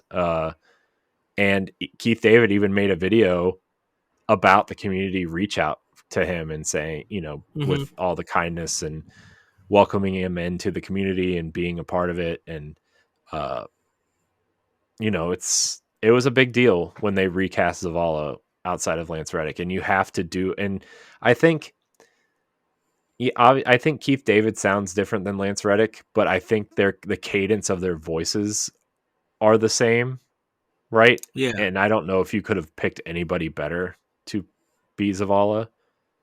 Uh, The and so, performance matched mhm, uh yeah, in the presentation. yeah, and so I think that community, bar none, I know that the community can be really difficult sometimes, but what community isn't? And a passionate community at Yeah. that. But I think when the things that matter, uh, you know, when they come to a head, like the community is there to support the side that needs supported or the person that needs supported. And this year has been really rough for the Destiny community, but the big moments, people have been there and supported. And I don't know if any other community has that closeness. Hmm. Yeah, communities can support a game, and like Baldur's Gate, for example, is one. I know that game was in early access, and the community gave them support for years, financially and on Steam threads and Reddit threads and all these kind of things. But these people in Bungie, like you find them in Crucible matches, you find them out in the world playing, you interact with them on Twitter and on, Destiny's groups and pages, and uh, the way you just interact with the people that worked at Bungie was different than I've seen in any other community besides Halo, but that was also Bungie, you know? And so, my opinion, Destiny 2 should win this, regardless of all the negative things that have happened within the last couple months, Hmm. because it's based on community support and not the studio. I think Destiny 2 is gonna win this. Even with the layoffs and stuff, I think they voted it. This is gonna sound weird. They might have voted it out of spite to let Sony and Bungie know this is how much we support your game, and what you did was wrong. Yeah, we got you guys war, but this is to show you how much this game means, and what you did was wrong Hmm. and everything. Now, Cyberpunk definitely doesn't need to be here because when it first got released, this game got crucified from everybody. Hmm. Baldur's Gate 3, I respect it. Final Fantasy 14 uh, has always been a great community. Yeah. Like it's been supportive. They've been helping new players who've been getting into it. So mad respect to Final Fantasy 14. I wouldn't be mad if that game won and Hmm. everything. I don't know the community for No Man's Sky because that was another game that got crucified at the beginning. It may have been approved, but Yeah. between Destiny 2 and Final Fantasy 14, I have to give it to Destiny 2.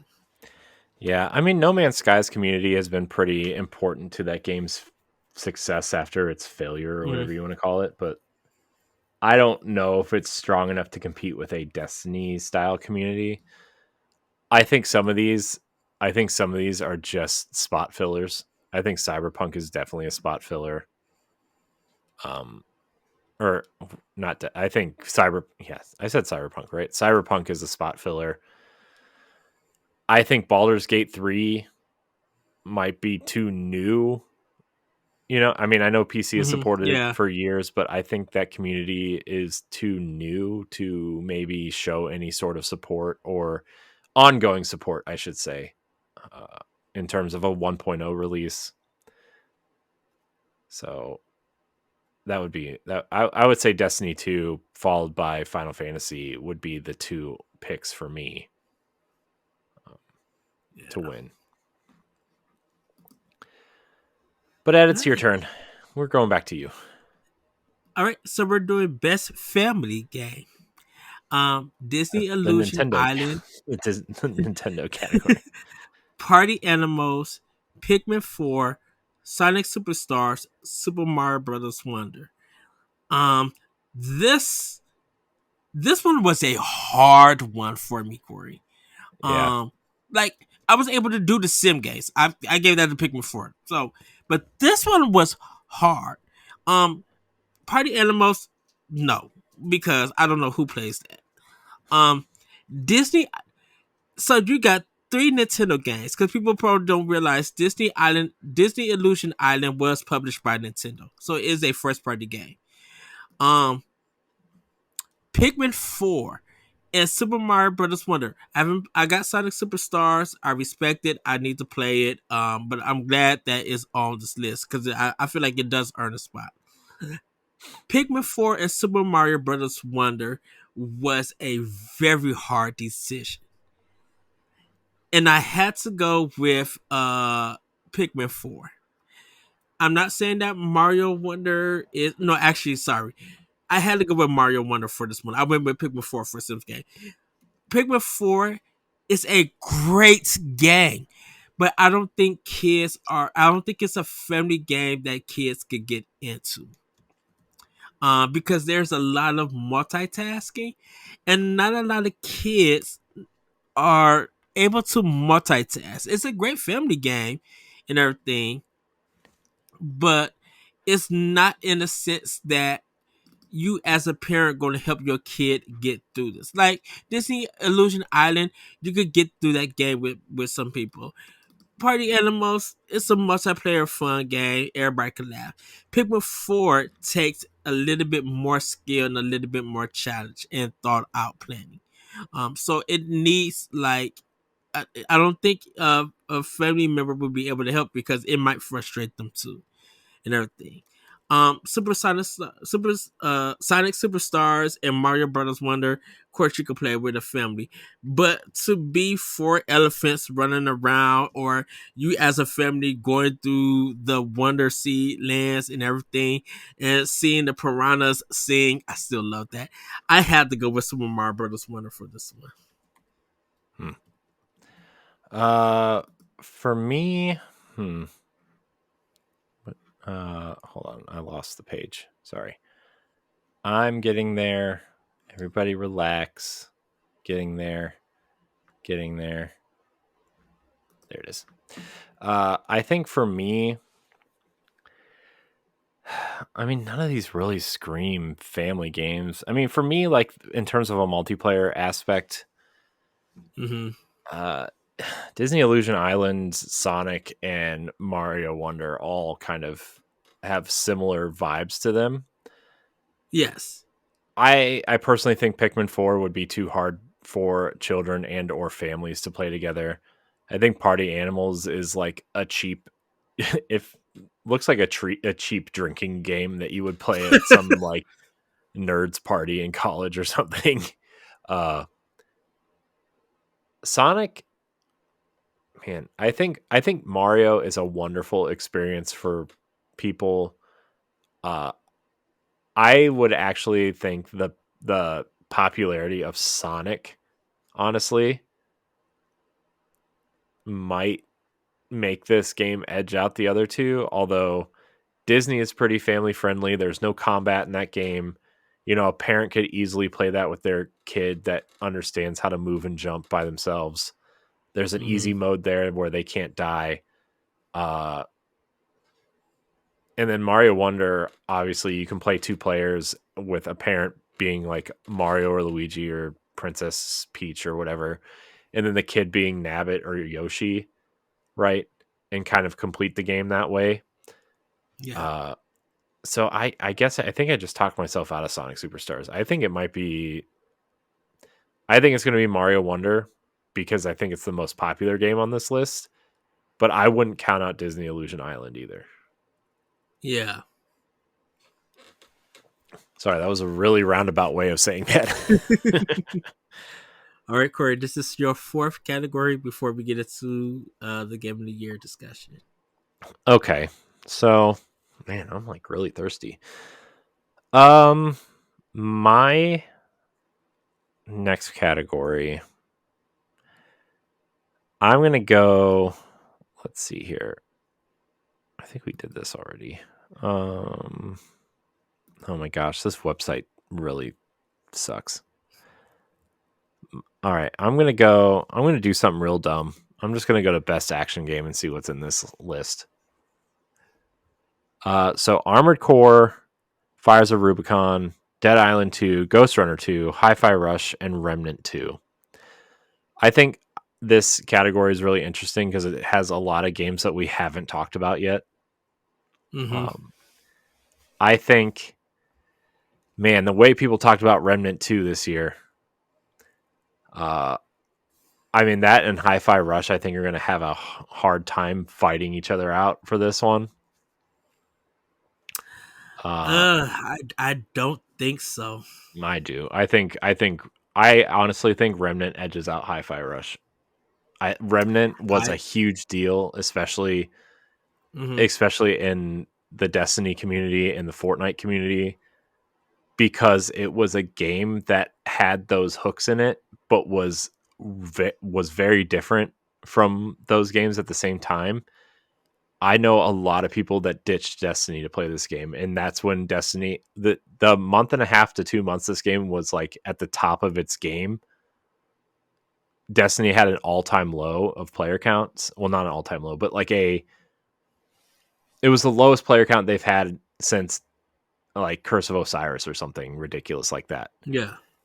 And so for me, taking that into account, and also like Fortnite having a downer season, and Hi-Fi Rush coming out so early in the year, and not having a lot of buzz out after January, to be honest, I think Remnant is going to win this.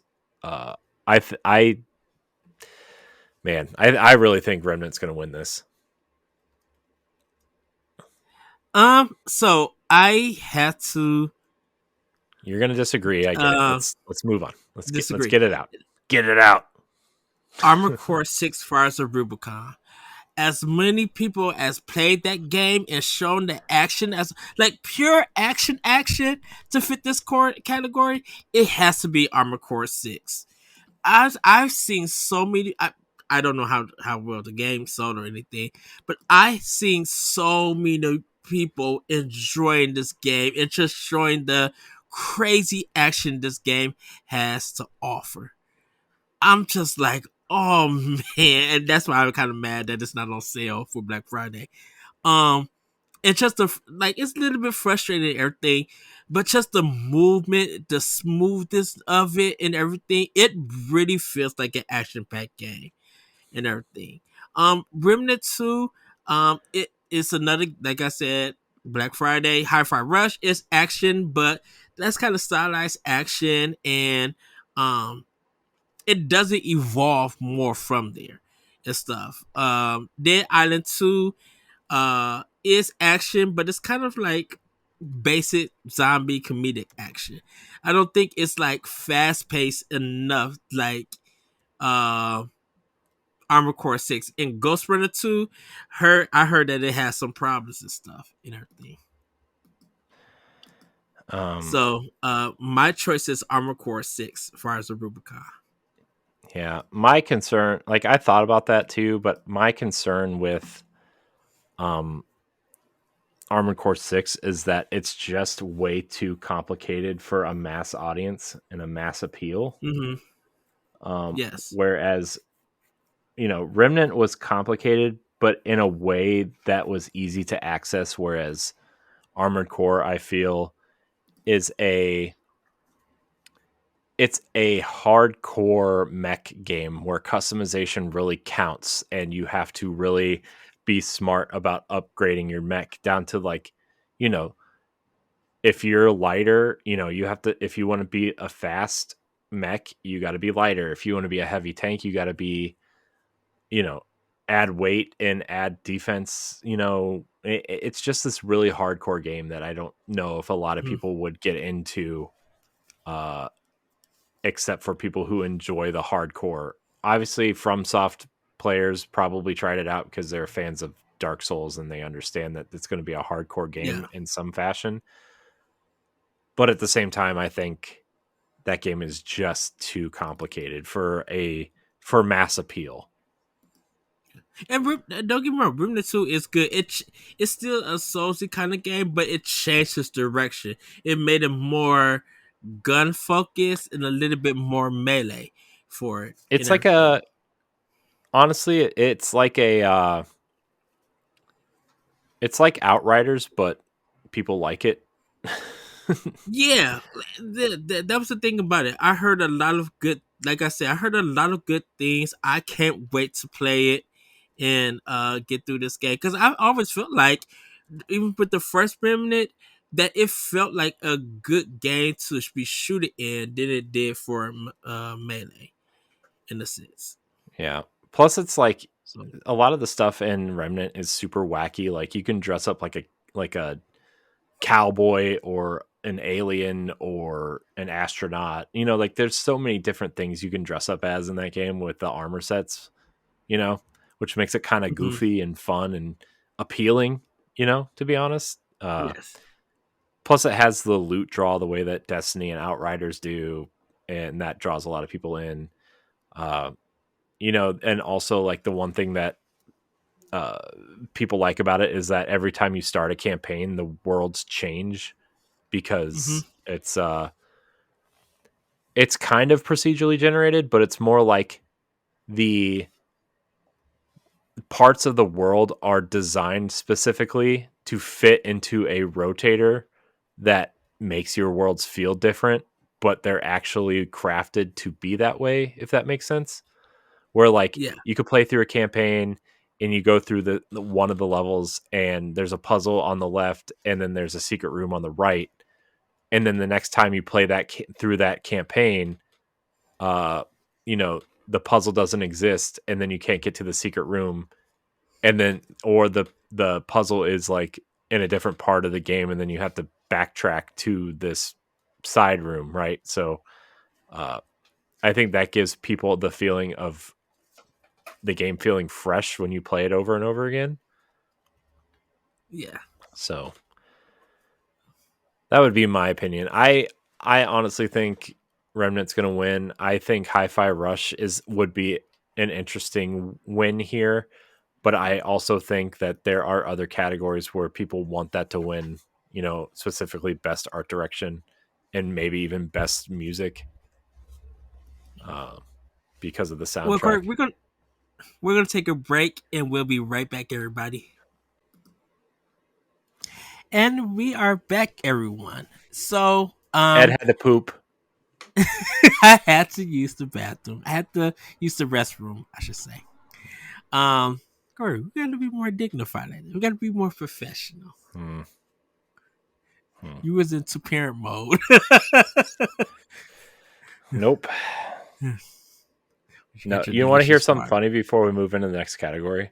So Yeah. I have a poop emoji pillow over here for some reason. I don't hmm remember how I got it or where I got it or why I have it, but my daughter thinks it's ice cream, and it's really hard to explain to her that it's poop. So, fun fact Because of about my that life, everybody. That's my life. parenting. Well, everybody, we're gonna get into my fourth category, and we're gonna talk about the best game direction. The nominees are Alan Wake 2, Baldur's Gate 3, Marvel Spider-Man 2, Super Mario Bros. Wonder, and The Legend of Zelda: Tears of the Kingdom. I think Mario Bros. Wonder should win this one. Which category are we doing? Best game direction. Mm. And the reason being is for me is because I love this new direction they're taking Mario into and everything. Yes, you can think of it's just new Super Mario Bros. Wonder with no, it's more than that. Um, it really surpasses the expectations. The enemies are more a little bit more threatening and like really have a reaction when you are attacking them and stuff.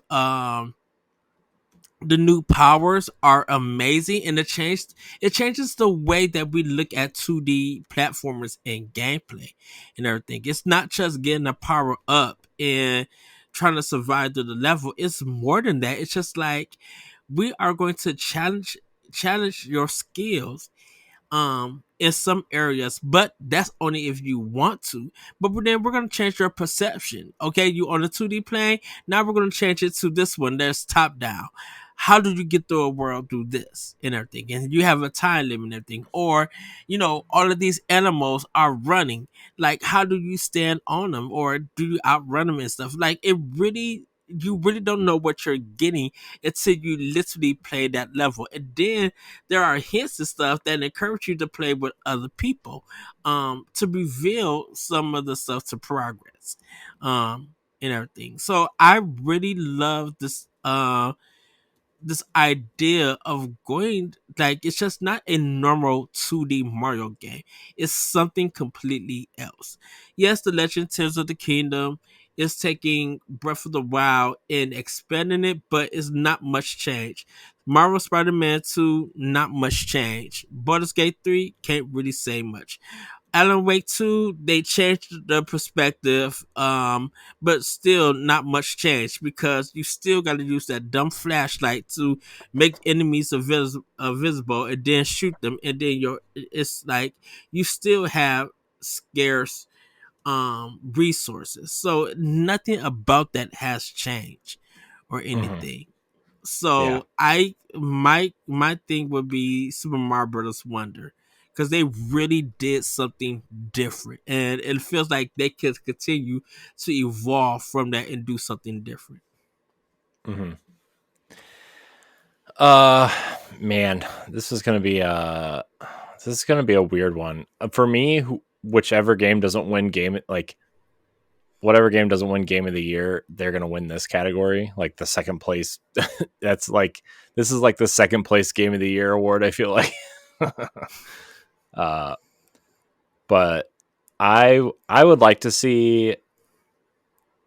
I would say I would like to see Mario Wonder win, but in my opinion, as much as I've played, it hasn't really done anything new or interesting for the 2D Mario games, except for like the art direction is different and looks amazing.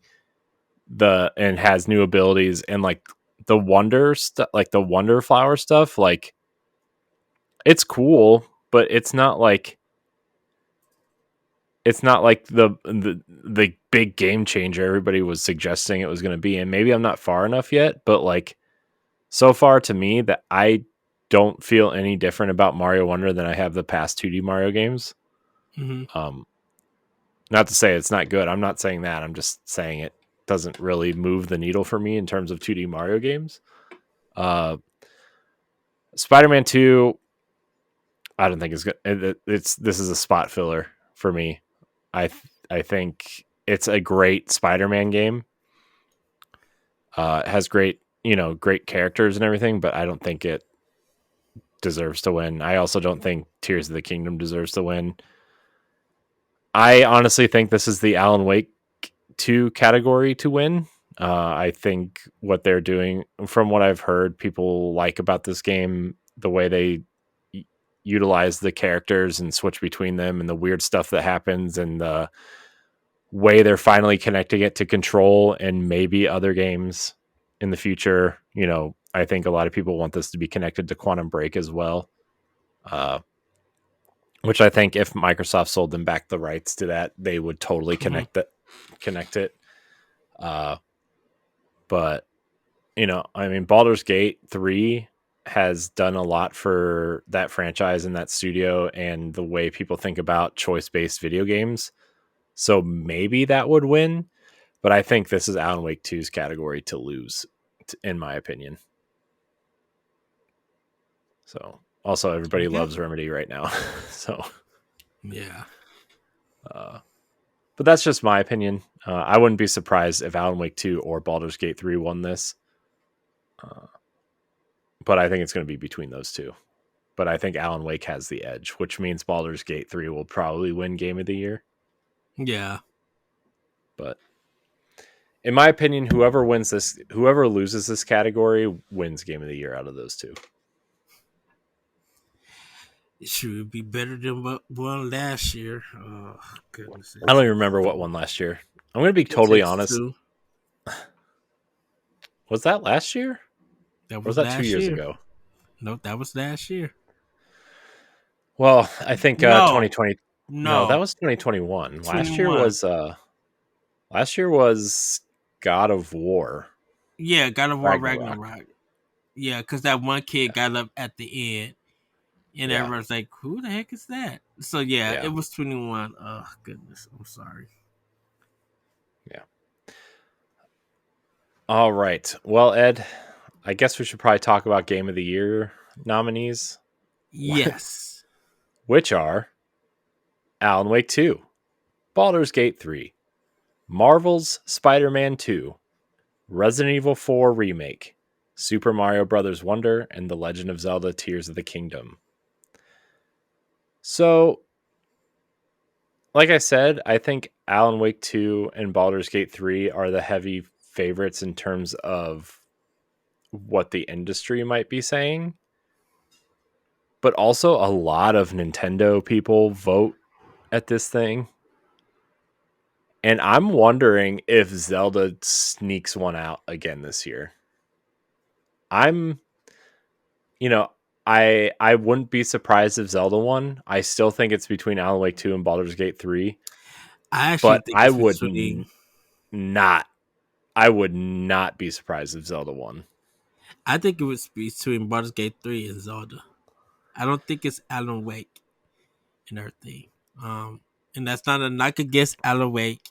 I don't really disagree with you, Corey, but I think Uh, between though I think Alan Wake 2 has its problems, but I think because of a certain level in that game got people all kind of looking forward to more remedy stuff.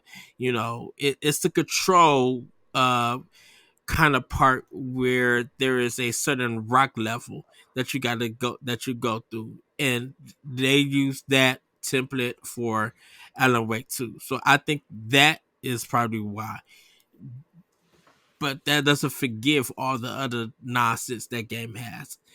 I think Baldur's Gate 3 and uh Alan Wake, not Alan Wake's goodness, Baldur's Gate 3 and Zelda are the ones that's gonna battle it out in everything. mhm, Because yeah, like you said, the Nintendo people are gonna vote and everything. Um but Baldur's Gate 3 also has a big community of the PC people that's voting. No yeah. disrespect to Marvel, Resident Evil, or Wonder. Those games are great and deserve to be in this category and stuff. Well, not Resident Evil 4. I Hmm. will, like I said, Octopath Traveler will go with that. Um, I think Tears is going to take it. I feel like Tears is going to take it because I think it just offered so much and offers something different. And not saying that doesn't also say that Baldur's Gate 3 doesn't offer anything different.